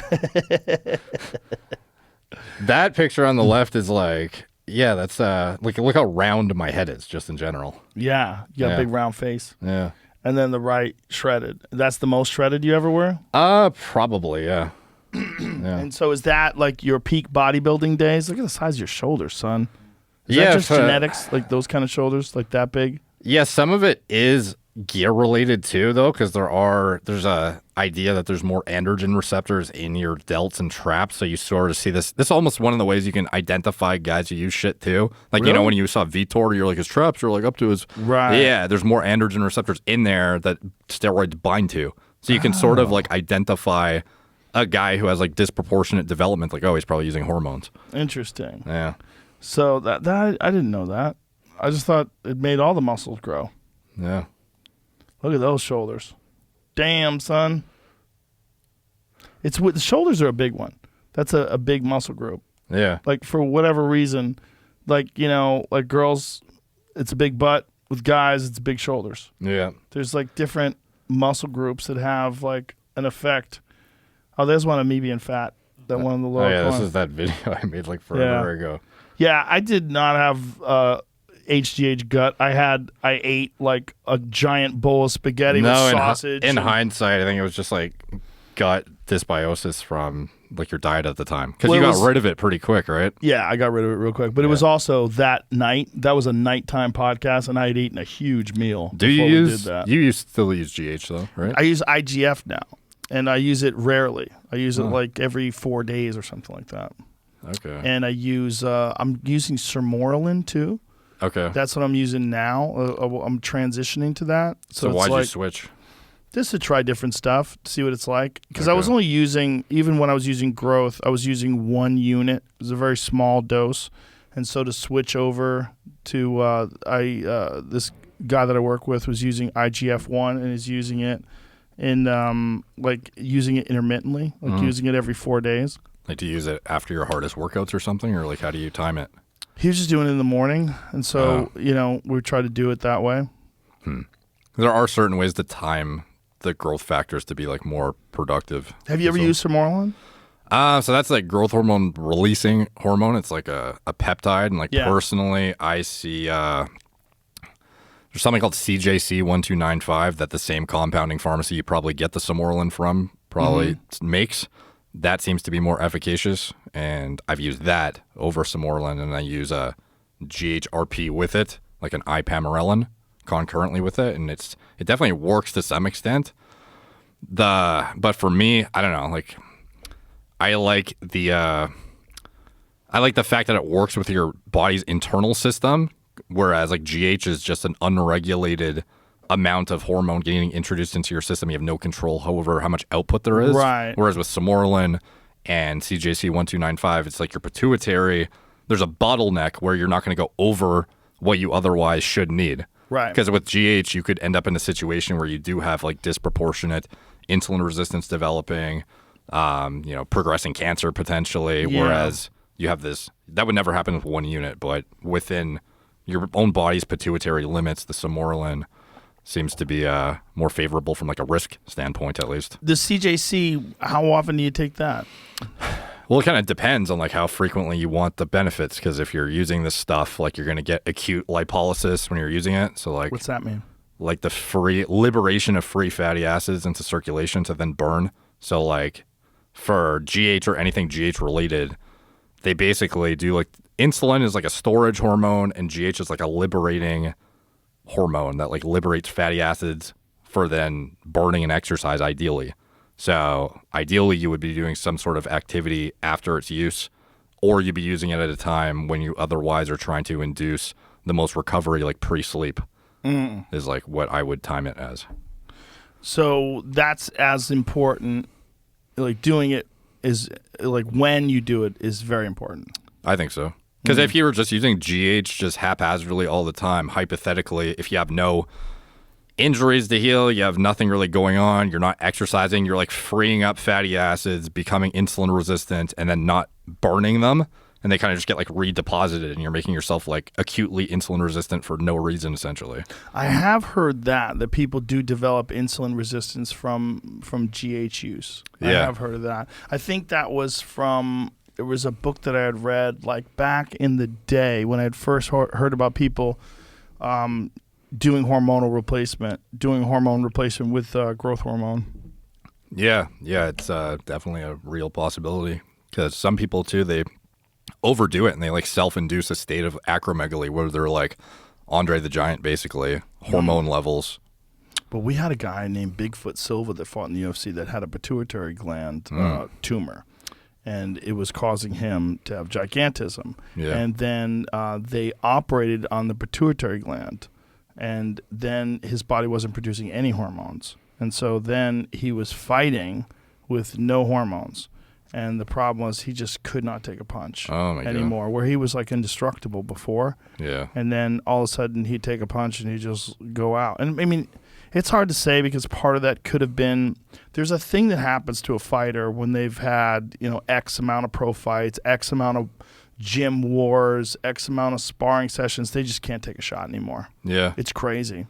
It's crazy to watch because you watch a guy like Chuck Liddell was a great example. He had an iron chin. Like, people crack him on the jaw. He would just fucking fire back, and you couldn't believe the shots he could eat. Yeah. And then one day he'd get hit, and bink, and it just like his legs would go, and he would not be able to take a shot anymore. And he actually explained it to me.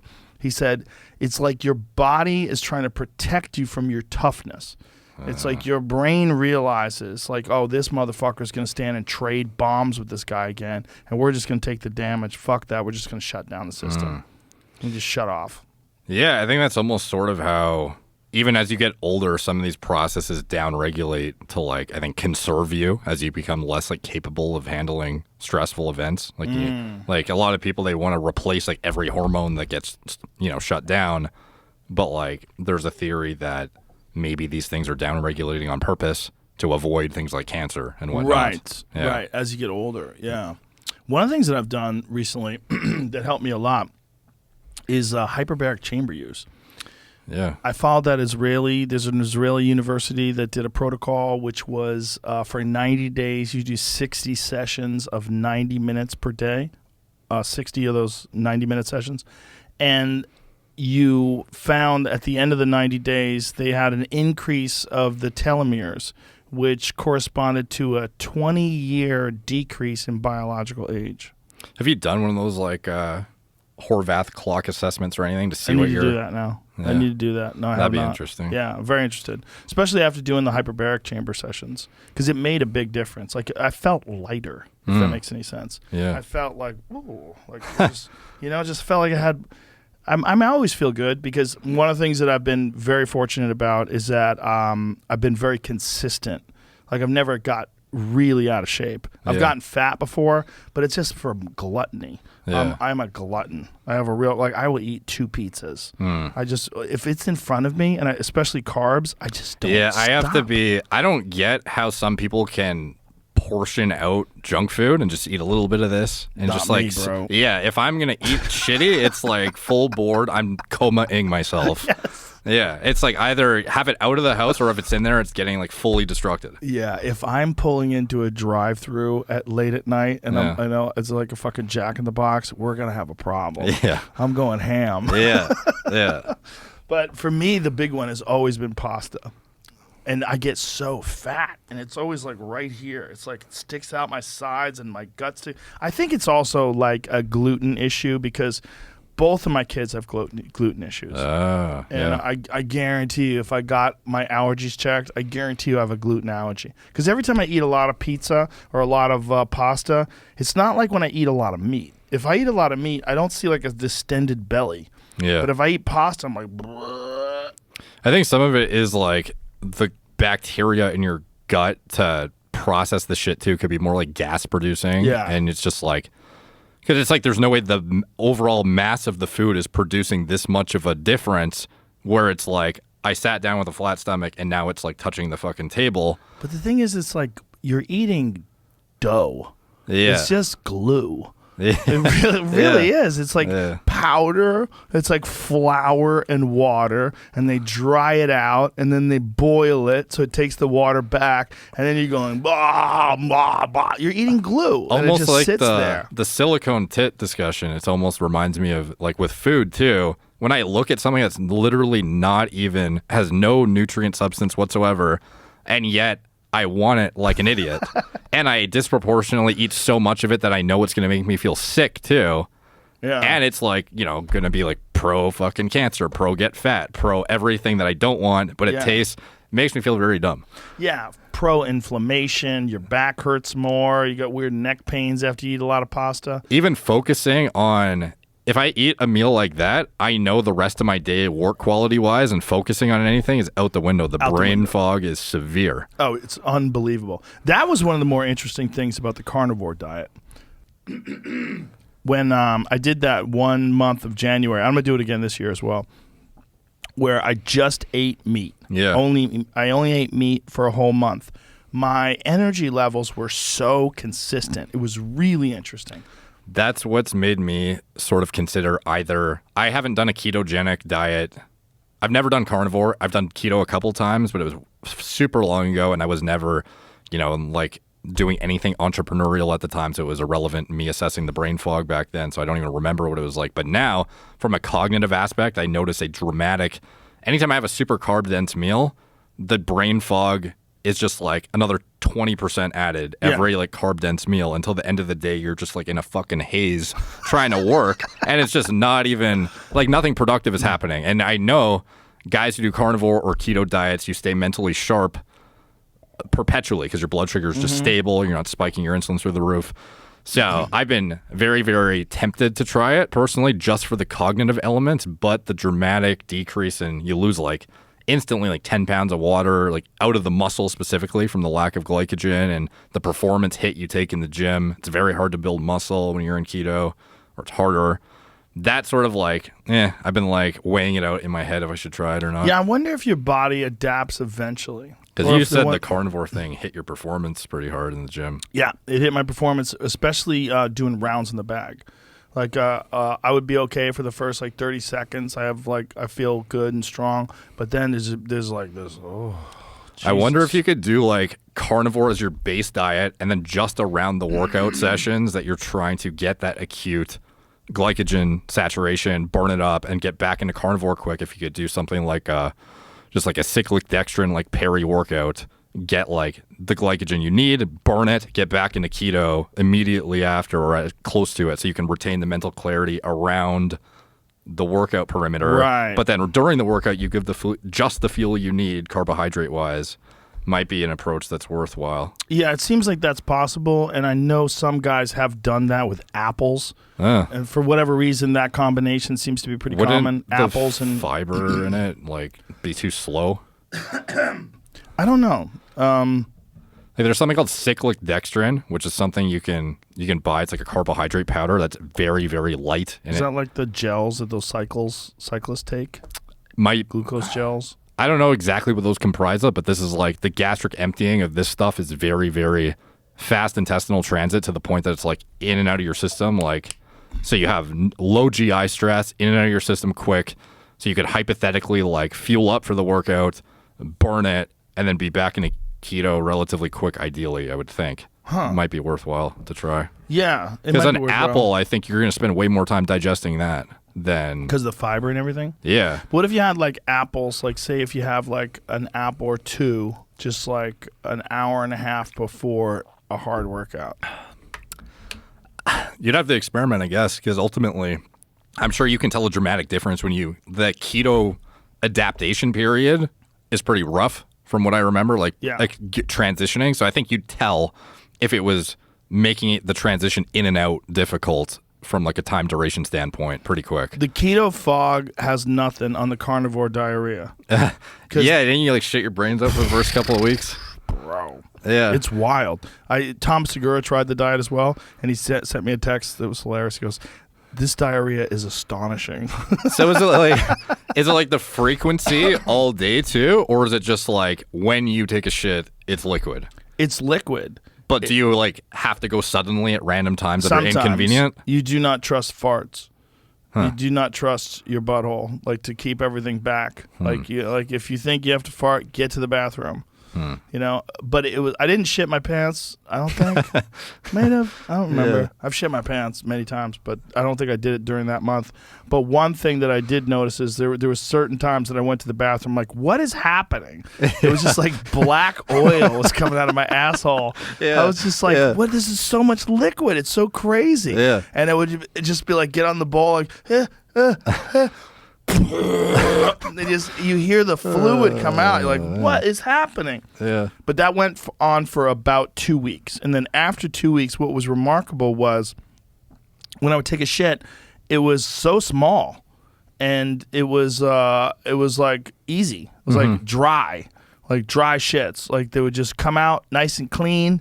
You know, and I have one of them bidet toilets where you press the button. And I was going to shoots the say, water hopefully up you your had butt. that for Those are the best. shitting yourself with Yeah, diarrhea. yeah. Well, I would oftentimes go, I got to get in the shower. Like this is. I wonder how many carnivore diet guys went and bought a bidet after starting. Bro, bidets are the way to go. If you don't Yeah. have one, not a bidet like you're a Frenchman, Okay. but one of them toilet seat things. Oh, Like, okay. I forget what the name of the one that I have, but for my house here in Texas, I got one where you even come near it, it opens up and light goes off and everything, and you sit down and you can press a button and the button shoots hot water up your butt. It's nice. So Cleans it all out. how do you dry it before you put your pants back on? You got to take a little toilet paper and pat it down. But the thing is, like, it hoses your asshole off so well. Oh, so it's that like when a you sniper. Wipe, yeah.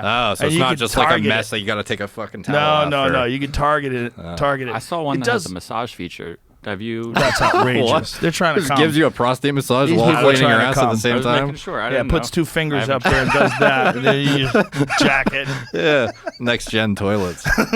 Well, it does feel really good though. That's Yeah. the problem. Like it's like nice. It's like but Dude, it cleans time your butt efficiency well. though too. I can Yes. imagine like 'cause Yes. sometimes you sit there and you've got that one random one that it's like, what do I need, a whole roll of toilet paper to like get rid of this last bit?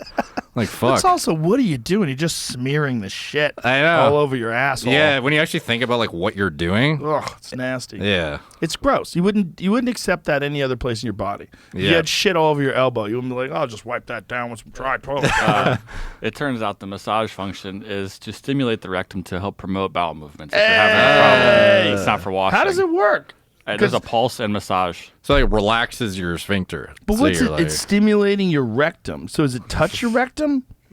I don't. It's know. a massage finger. I don't. That's know. it's. These are people jacking off on the toilet. it's like They're just cups your covering ball it sack up. Yeah. and like gives you a little tickle while yeah. you're trying to. And it moans. Oh, Yeah, then the Google question says, "Can bidets turn you on?" oh God. All right. Of course they can.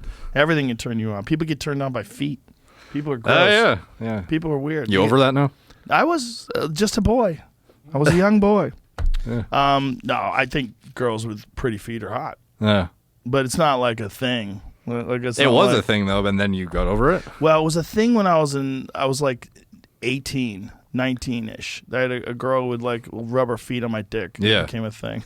Yeah. But like when you have good events and then something concurrently Yeah. with it, your brain like ties the two together. It's Yes. almost like if you work out and you always listen to music, then when Yeah. you work out without the music, it's like, this fucking sucks. I can't even enjoy the workout. Right. So like after that point, did it drag into every relationship moving forward, or it like faded out it pretty eventually quick? died. Well, then it became. It's like different things turn you on. You know, then Mm-hmm. like you'll date a girl who's got great lips, and you become a lip guy, or you date a girl who's got a great ass, you become an ass guy. Mm. Like I didn't even realize I liked asses until I dated a girl who had a great ass. I was like, that is a big perk. Yeah. It's a big difference. Yeah. When a girl's got a great ass, it's like, wow, that is really exciting. Yeah. You know, it's like something about. I mean, it doesn't. And what's really crazy is white people didn't figure it out until Baby got back. It's like Sir Mix-a-Lot came along and they were like, you know what? That is good. Yeah. Something happened because if you look at like white women from like the 70s and the 80s, they all had flat butts. Yeah. And they were the hottest women in the world. Yeah. Nobody cared. Yeah, it was wild when it was like a fucking shift in the universe when like those tight pants came out in like Lululemon was founded in Vancouver in Canada, and girls starting to wear the Lululemon like tight pants that show off their ass. Yeah. And like all the pants that came thereafter, the tight ones. Yeah, fucking night and day difference. Like you could have a chick who's like a 6 out of 10, and it's like, oh, with these pants, you're an 8.5 easily. Well, it's a weird thing that I mean, it's again like the shoulder thing for guys, the butt thing for girls. It's a weird thing that this one body part is so significantly more attractive. Yeah. Like great calves are like, okay. No, you know what I mean? yeah. But a great ass is like, wow, Yeah. look at that. Yeah. It's just genetics. It's just biology, right? It's just like something about us is attracted to this. I mean, it's clearly a waist to hip ratio thing that indicates that the woman would be better at giving birth, you know? The ass would indicate better birthing ability too. Well, 'Cause more it's fat. Like okay, right. More fat, carrying more fat would allow her to get through a pregnancy better. You know, because a lot of times women lose, well, sometimes they gain weight, but, Yeah. you know, you have a lot of tissue that is going to be able to sustain that child while it's in the womb.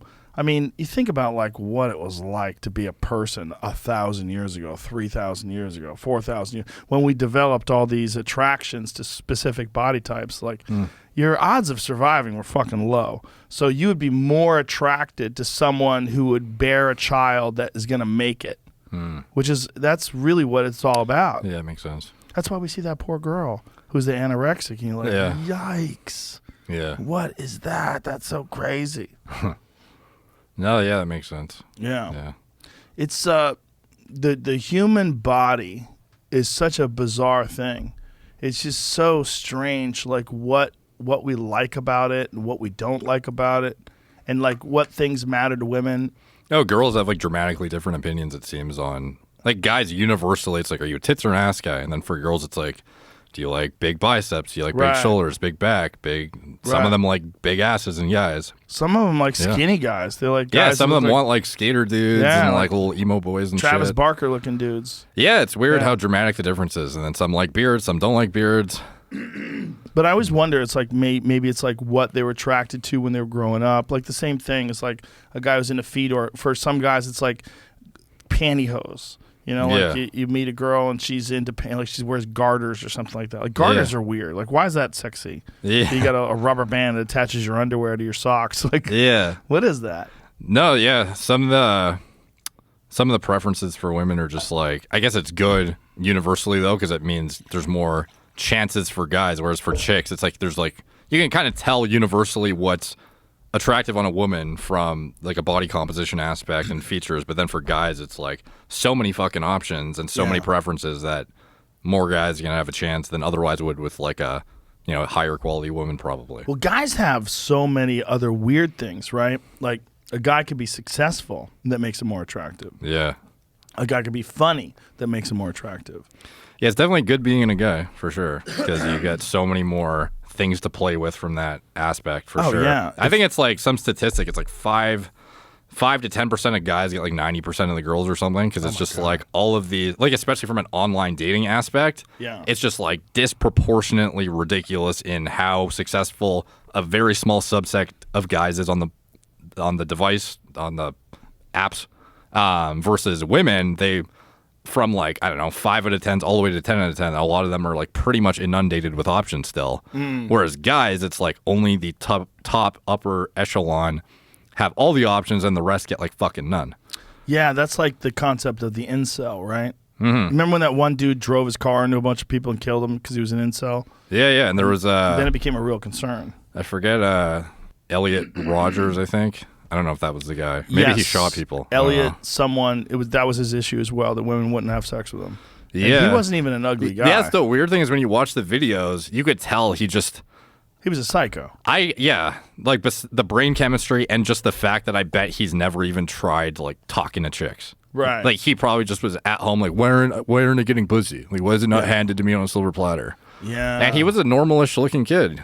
Yeah, there's like, definitely uglier guys who've had not hot bad girlfriends. looking at all. Yeah, especially if they're successful. Yeah, there's way more options for men. It's unfair for sure. Yeah, I mean, that's why women complain. That's really what the big complaint is when a woman sees like these unrealistic body types. That's because they know their value is more so based on that than anything else. I mean, it's unfair.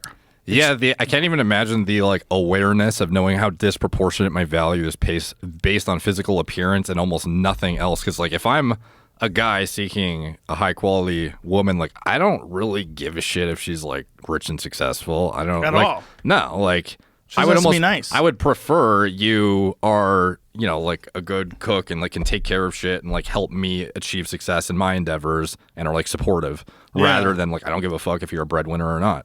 Yeah, that's a weird position because then people automatically assume that you're anti like having a strong woman in your life, and that's not necessarily the case. No. It's just it's not more attractive. Yeah. Yeah, your value is not propped up as a woman really if you have like all of these other things that guys can do to leverage.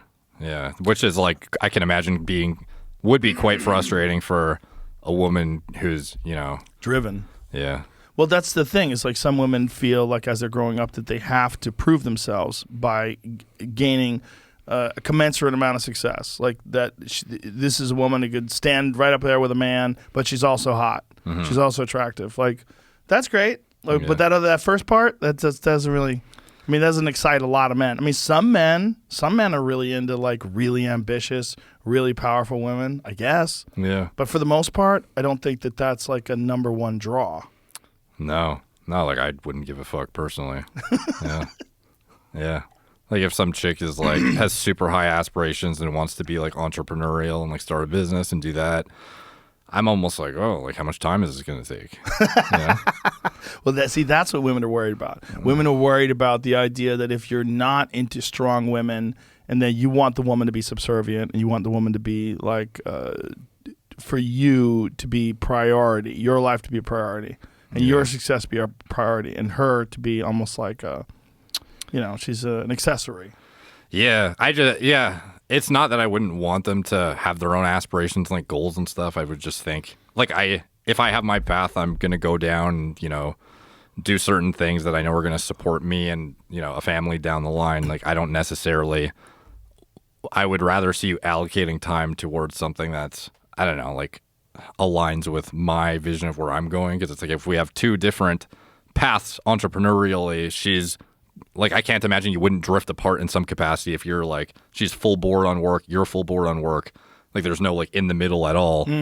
I don't know. Like, yeah, but for a woman, if she invests a bunch of time in your success, and then you break up with her, she's like, "Fuck." Yeah, that's true. Yeah, that's what motivates these big divorce settlements. Yeah, that's true. Yeah, I don't know what the. That's got to be it, right? I mean, that's how they feel. They're like, well, fuck that. Like she was with, like he made all that money, sort of. She was helping him.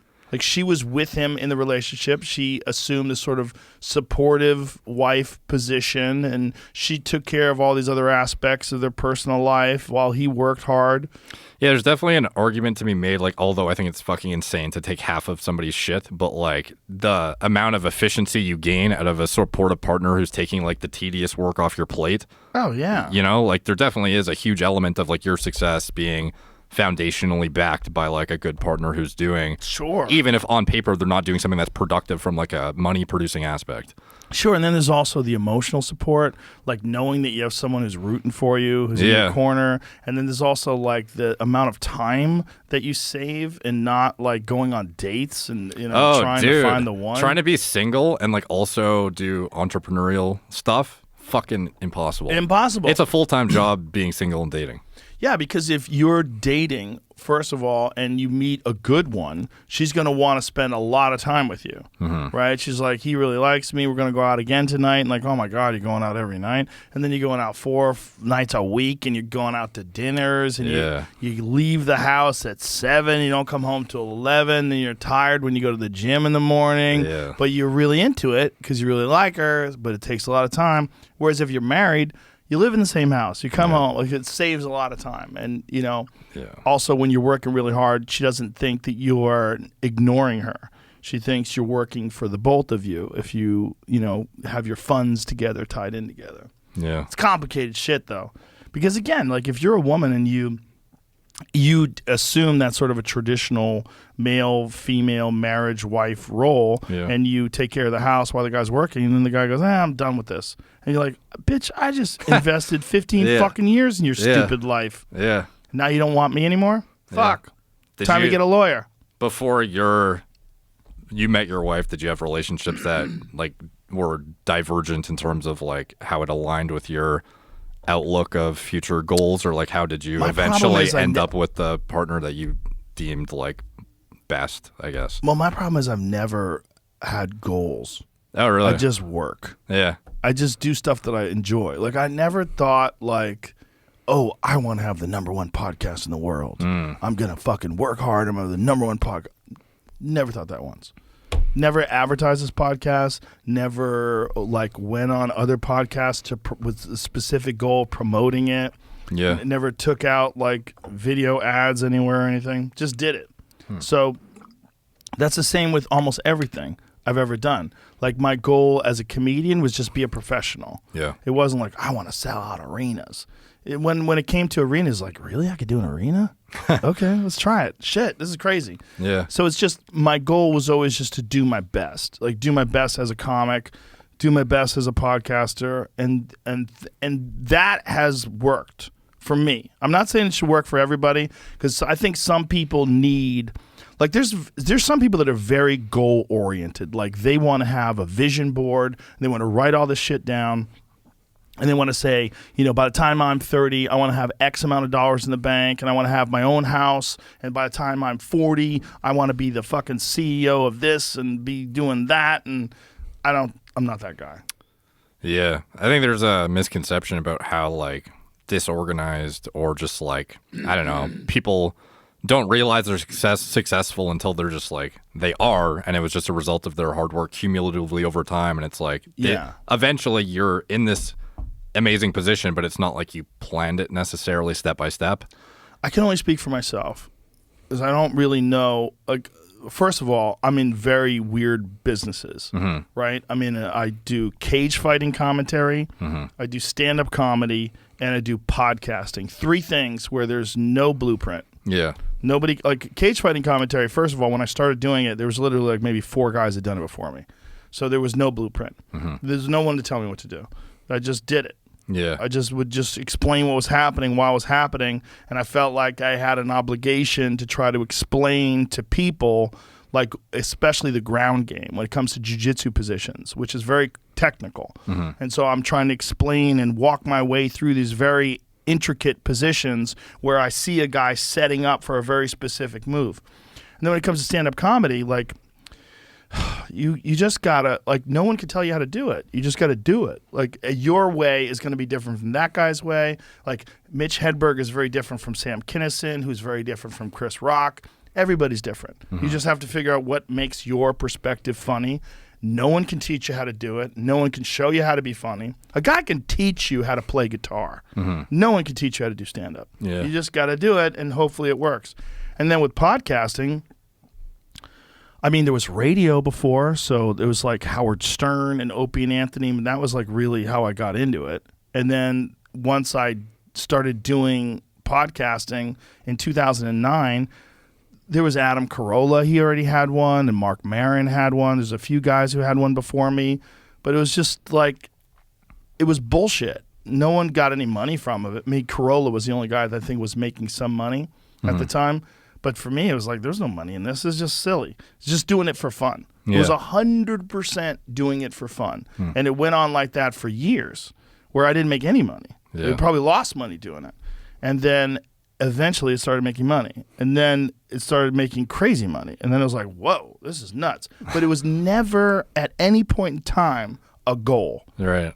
Like whenever I look at like this, like we would just go on Spotify 2021 #1 podcast of the year, all this, they sent me some stuff, showing me like what the numbers are. I'm like, okay, can't think about it. I mean, it's great, wild, it's crazy that it's the #1 podcast in the world, but it's still, it's the same thing. I just come in and I do it.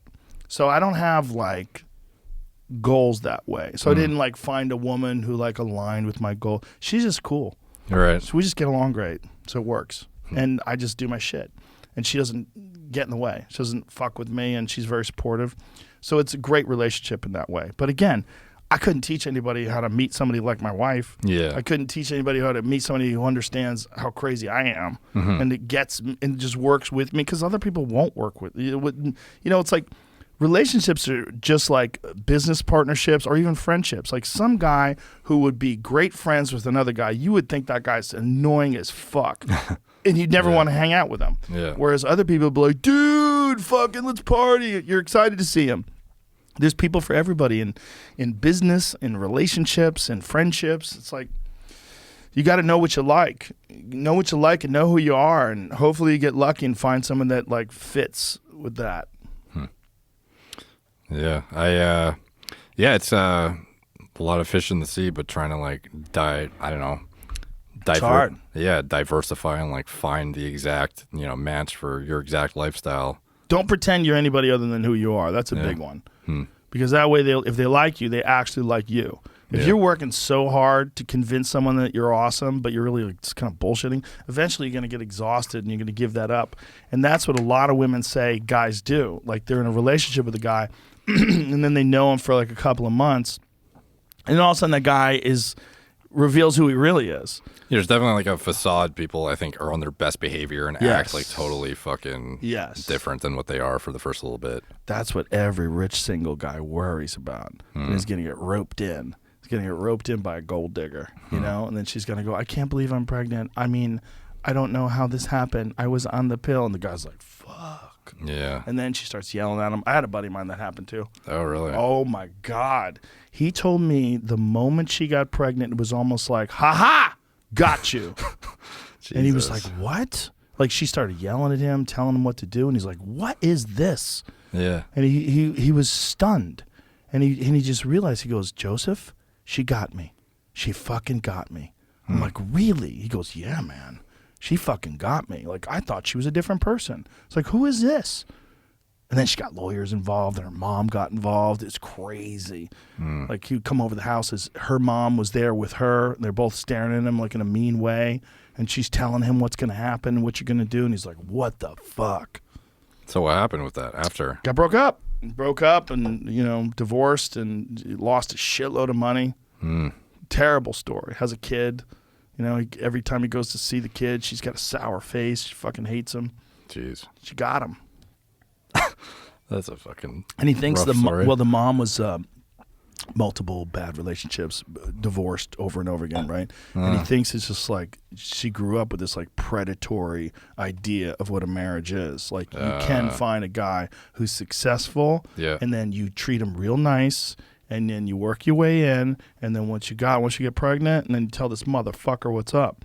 And so once she was married and when she was pregnant, it was just like she just decided, you know, no sense in dragging this out. Let's just close this up right now and take that check.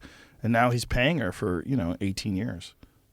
Fucking horrible. Yeah, it's not good. And since he makes good money, it's a sizable amount of money, you know. And I don't believe he signed a prenup because I think he's a dummy. And I think he would admit that. Yeah. So it's like proportional based on what you make, not just like what the kid needs. Exactly. It's proportional based on what you're accustomed to. Oh, so he like treated her to certain shit or something, and then you have to maintain that lifestyle? He's wealthy. He's wealthy, and she lived with him, and they were together for a couple of years. And, you know, they were together, and during that time, you know, he was making a lot of money. And they lived in a very nice house, and she was married to him. So then, all of a sudden... I wonder what Jeff Bezos' wife is up to now. She's balling out of control. She's got $39 billion. Yeah. She married a high school science teacher. I have a whole bit about it. Oh, really? Yeah, it's awesome. Huh. She's very philanthropic. She gives a lot of money away to charities. And when you got $39 billion, just leave a little bit of it in the bank, and it's just accumulating interest constantly. Yeah. I'm sure she's got good investments. But just balling. Out there wearing fucking Mr. T gold chains and mink coats everywhere. I don't know. It's a lot of money, though, man. But again, he probably doesn't even notice it. He's still one of the richest guys that's ever lived. Yeah. You know, he gives her $39 billion, and it doesn't even put a dent in him. Well, at that point, isn't there like an ego thing if you're like the richest guy in the world still? So maybe that like takes him down a notch from the other titans he's trying to hang with. So maybe that might piss him off. Probably. Yeah. Isn't that funny? They all have like the race to space, and then also like the net worth thing. Yeah. Like I can imagine that's like at that point, you're so desensitized to everything on Earth because you've been hyper exposed to like the most pinnacle level of success. At that point, it's like to get your next dopamine hit, it's like, I got to beat fucking Elon. Right, I feel like. Right. Yeah, that does happen with men, right? They get real competitive against other people that they're peers. Yeah. That's such a crazy thing to get competitive when you like, you got 150 billion, but he's got 190. Oh, fuck him. Yeah. Like, I don't know if that's actually how they think, but I mean, like, the perception from this, like, competing, like, space things, you can't help but perceive that there is some sort of competitive thing around it. Yeah. And it's like a dick measuring contest between the titans of who's rich and who can do the biggest thing the fastest. Did you see the video of Jeff Bezos' girlfriend meeting Leonardo Yeah, DiCaprio? yeah. Everybody people looked into that. So, like, when people, first of all, she's a smoke show, right? She is smoking hot. Yeah. And, he's not the best looking guy in the world, but he's, like, super wealthy and, kind of fit. Looks pretty good now compared to what he used to look like, right? The before and afters of him and Elon. Are yeah. So dramatic. he put this thing, Leo, come over here. I want to show you something. Danger, steep cliff, fatal drop. That's pretty funny of him. Yeah. That's pretty funny of him to do that. But, when she's, he got himself a 10. And got divorced and does what a lot of rich guys do. Like, look at the way she's smiling at Leo, though. It's criminy. And also, Leo's like standing on the stair above. Yeah. So it's like the they're most below. demeaning picture, like perception-wise, for sure. Yeah. Yeah. She's an alpha, like a predator. You look at her, you're like, Jesus. Yeah. That's some genes, son. Woo! And she's not a young lady. Oh, really? She's 50. How old is Bezos? He's probably the same age. Probably similar, right? How old is Bezos? I'm going to guess. He's like my age, 54. Yeah. I wonder how old it is before 57? I think when you're that, you don't want to date a 20-year-old. DiCaprio does, and he's like late 40s. Yeah, but he doesn't have any children. Okay. I think once a man has children and once you've been through all that and you're a father, it's like, what do you date some 20-year-old and someone who's like the same age as your kids? It seems kind of creepy. Yeah. Yeah. If you're a 57-year-old guy dating a 20-year-old girl, like that's what Jack Nicholson did, right? Oh, really? Yeah, wasn't that thing Jack Nicholson? That was his thing, right? He was always dating like really young girls, deep into his 60s and shit. Yeah. But that's okay too. Maybe they like it. Maybe he likes it. Women get mad at it though. Oh yeah, and you can't help but like question if it's legit too, and that's where you bring in the the old inspector who tells you if it's a legit relationship or not. Imagine if it comes to the point. I mean, think about that, right? Like, there's an inspector that checks to see if your relationship is bona fide. Yeah. If you want to get into the country and get married, but is there one if you want to marry a guy for his money? No. There should be. Yeah. There should be like a bona fide inspector there, like to stop gold diggers. if you're gonna get the divorce settlement or not, based on was your intentions legitimate or not in the first place. Could you imagine if gold diggers were scrutinized the way immigrants are? That's the next level position. There's probably something to that, man. Yeah. There's probably something funny in there because gold diggers it's a strange thing. Because there might be something in it. That's interesting. Look, gold diggers are a viable business move. Yeah. It's a solid business move. If you're a smoke show, if you're a hot lady and you meet some like Rupert Murdoch looking guy and he's worth billions of dollars, so like, I think I can fuck this guy. Yeah. And you really can. Yeah. Right? If you're a hot lady, you can kind of fuck any guy. Yeah. Like, all you have to do is get alone with him. Yeah. All you have to do is if he's single, all you have to do is be alone with him. And if he's straight, you can eventually, charm your way to the point where this guy wants to fuck you and he can't believe he can. Yeah. And then you let him. And then next thing you know, you hang around for a few years. Yeah. I wonder what the self-awareness of some of these like hyper successful guys are when it comes to getting disproportionately hot women. It can't be good. Yeah, like I can't imagine in their head they're like, this is legit. Yeah, deserve her, bro. Yeah. I'm hot as fuck. Yeah, let me rest my gut on your ass when I fuck you. Because there's some guys that are just so gross and their girls are so hot. Yeah. I mean, maybe they're attracted to the power and the money. Maybe they're attracted to the prestige, or maybe they just don't want to work and realize that they can fuck this guy and they can get enormous amounts of money. Yeah. I don't have a problem with it. I have zero problem with gold diggers. I think it's funny. When I see like a really hot woman with like some fucking rickety old man who's barely hanging on, like I think it's hilarious. Yeah, I guess, I don't know. And like, what do you tell the rickety old guy? Like, no, you should only be with like old rickety old women. I would say, good luck, bro. Who's that? It says, Just true me love myself. is your gut matching her back perfectly, and she's down with that. Look at that. Wow. I hope that guy must be balling out of control. He must. Yeah. Or maybe that's some women, though, do prefer a guy where they're hotter than the guy, where the guy is not going anywhere. It's a security thing. Yeah. Even if he's not like hyper successful, if he's like 100% going to stay. Yeah, I guess there's definitely a comfort in knowing that you've got like the leveraged position.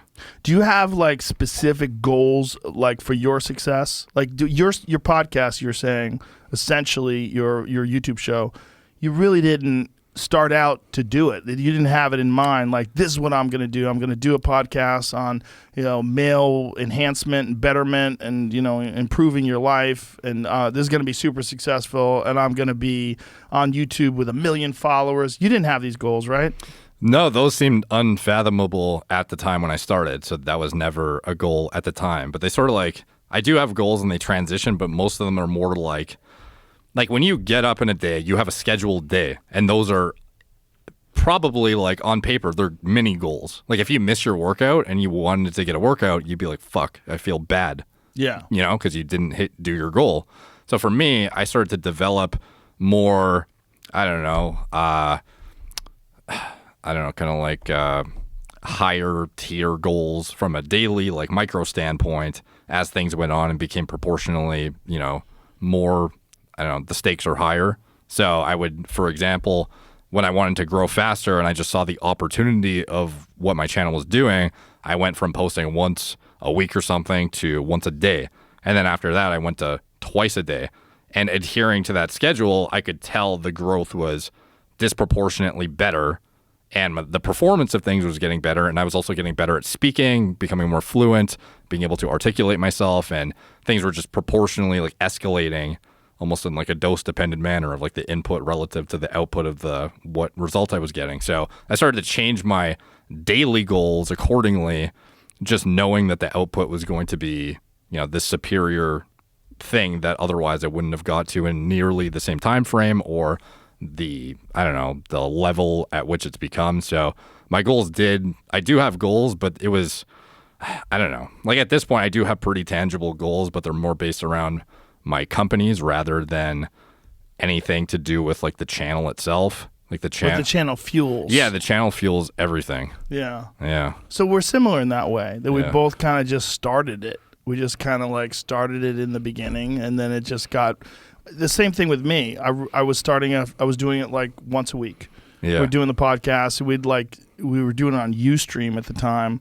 And me and my friend Brian, and we were watching this little chat thing, and we would like answer questions on Twitter and shit. It was just fucking around. It was all fucking around. And then when the numbers started rolling in, and then I got better at it too. That was the other thing. It's like I realized somewhere along the line, like a couple years in, like this is something you could actually get better at. Yeah. You get better at conversations. You get better at not being annoying. You get better at not talking over people. You get better at listening. You get better at like the art of flowing the conversation and keeping it together and keeping it engaging and interesting. Yeah. And then I realized that if I do it more days, more than once a week, then you'll have more people pay attention. That's what I'd said to a lot of my comedian friends. At the time, they were like, why do you do so many fucking podcasts? I go, dude, you should do more too. Yeah. I go, the more you do, the more people will watch it. They become addicted to it. It's like it becomes a part of their life, and you give them content, and in return, they come see you do stand-up. You have a successful show. You get advertising revenue. And like I had this idea of it that a lot of other comics didn't seem to grasp, because comedians, a lot of us are lazy.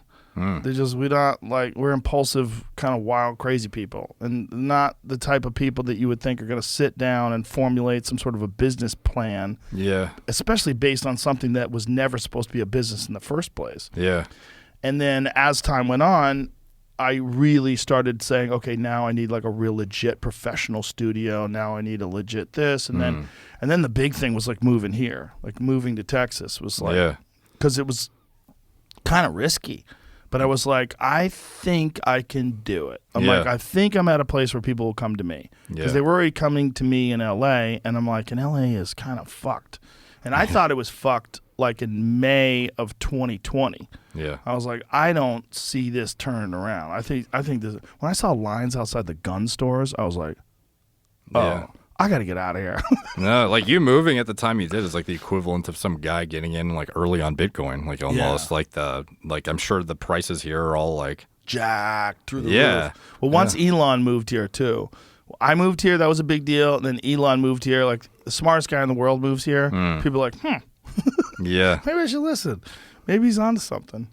But the goal thing it's interesting when someone just concentrates on doing a good thing, and that thing is something that they're genuinely interested in. That's what comes through when I watch your show, is that these subjects that you're talking about, you obviously have a genuine interest and a deep knowledge of. You really understand these things. Yeah, I think there's a huge disparity between individuals who just post for the sake of having high viewership, though, too, and people who feel like they're impactful in some, like, actual way that's improving lives. Yeah. So, like, for me, it's not just about...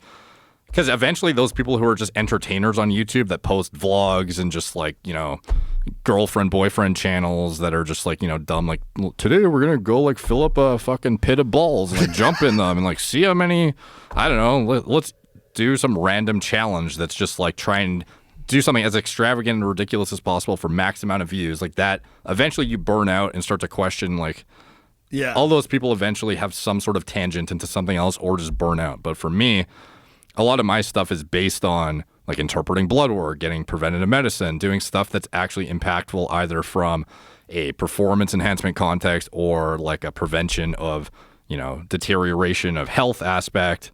That kind of stuff I'm like highly passionate about, highly interested in. And those are literally the foundations of my businesses too, because I have a preventative medicine practice with a bunch of doctors in it who we literally like diagnose and help people with, you know, like pituitary adenomas with low testosterone or individuals with autoimmune issues or this or that. And for me, when I put out content and I see somebody that found an undiagnosed issue that they went years without realizing was ruining their life and then we're able to find it and fix it for them or something, like that kind of stuff is like very rewarding from not just a monetary aspect, but like it feels like you're doing something useful rather than just like producing content for the sake of content that you think will get high views kind of thing. Yeah. So when I put out information that's, I don't know, extrapolating or like parsing out information from newest literature that's come out on endocrinology that could be relatable for, you know, hormone replacement or how to attenuate the, you know, cardiovascular implications of testosterone use and things of this nature, it's like very, very practical in that I'm actually, you know, potentially imparting information on somebody that's going to save years off their life, improve their quality of life, do a bunch of different things that are above and beyond me talking about, oh, is this guy natty or not? You know, because some People of that love those videos. Yeah, though. so like I do those because they draw in viewership too, which then brings those people to see my other stuff that's actually informative. I think you have a very fair assessment too. You always give people an out. Like, who knows? Maybe he's like a biological freak. Like you're not like a dick about it. Yeah, You give people like a little room. yeah, you gotta be a little bit, you know, give wiggle room on stuff like that too, because some of them are pretty like bold accusations sometimes. You know. Yeah, but listen, man, I really enjoy your channel. I think you're an unusual guy. Like your place in the YouTube world, the podcast world, is very unusual. You're very unique, and so I'm glad we got a chance to do this. No, me too. Thanks for having me. We'll do it again. We'll do it again if you can get out of your fucking communist shithole of the country. Yeah, let's do Let it. you escape. Awesome. All right, thank you. Tell everybody more plates, more dates on YouTube. The same on Instagram, right? What's all your social media stuff? Yeah, so More Plates, More Dates on YouTube. And then my two companies are GorillaMind.com for my nootropic and pre-workout formulas and supplements. And then Merrick Health if you want high-quality preventative medicine. Spell that. Merrick, M-A-R-E-K, health.com for high-quality preventative medicine, hormone replacement. It's basically a platform where I get you connected with doctors that represent the most cutting-edge literature and the most recent, you know, ways to optimize your health, performance, vitality, etc. All right, beautiful. Thanks, Derek. It was fun. Thanks, man. We'll do it again. Bye, everybody.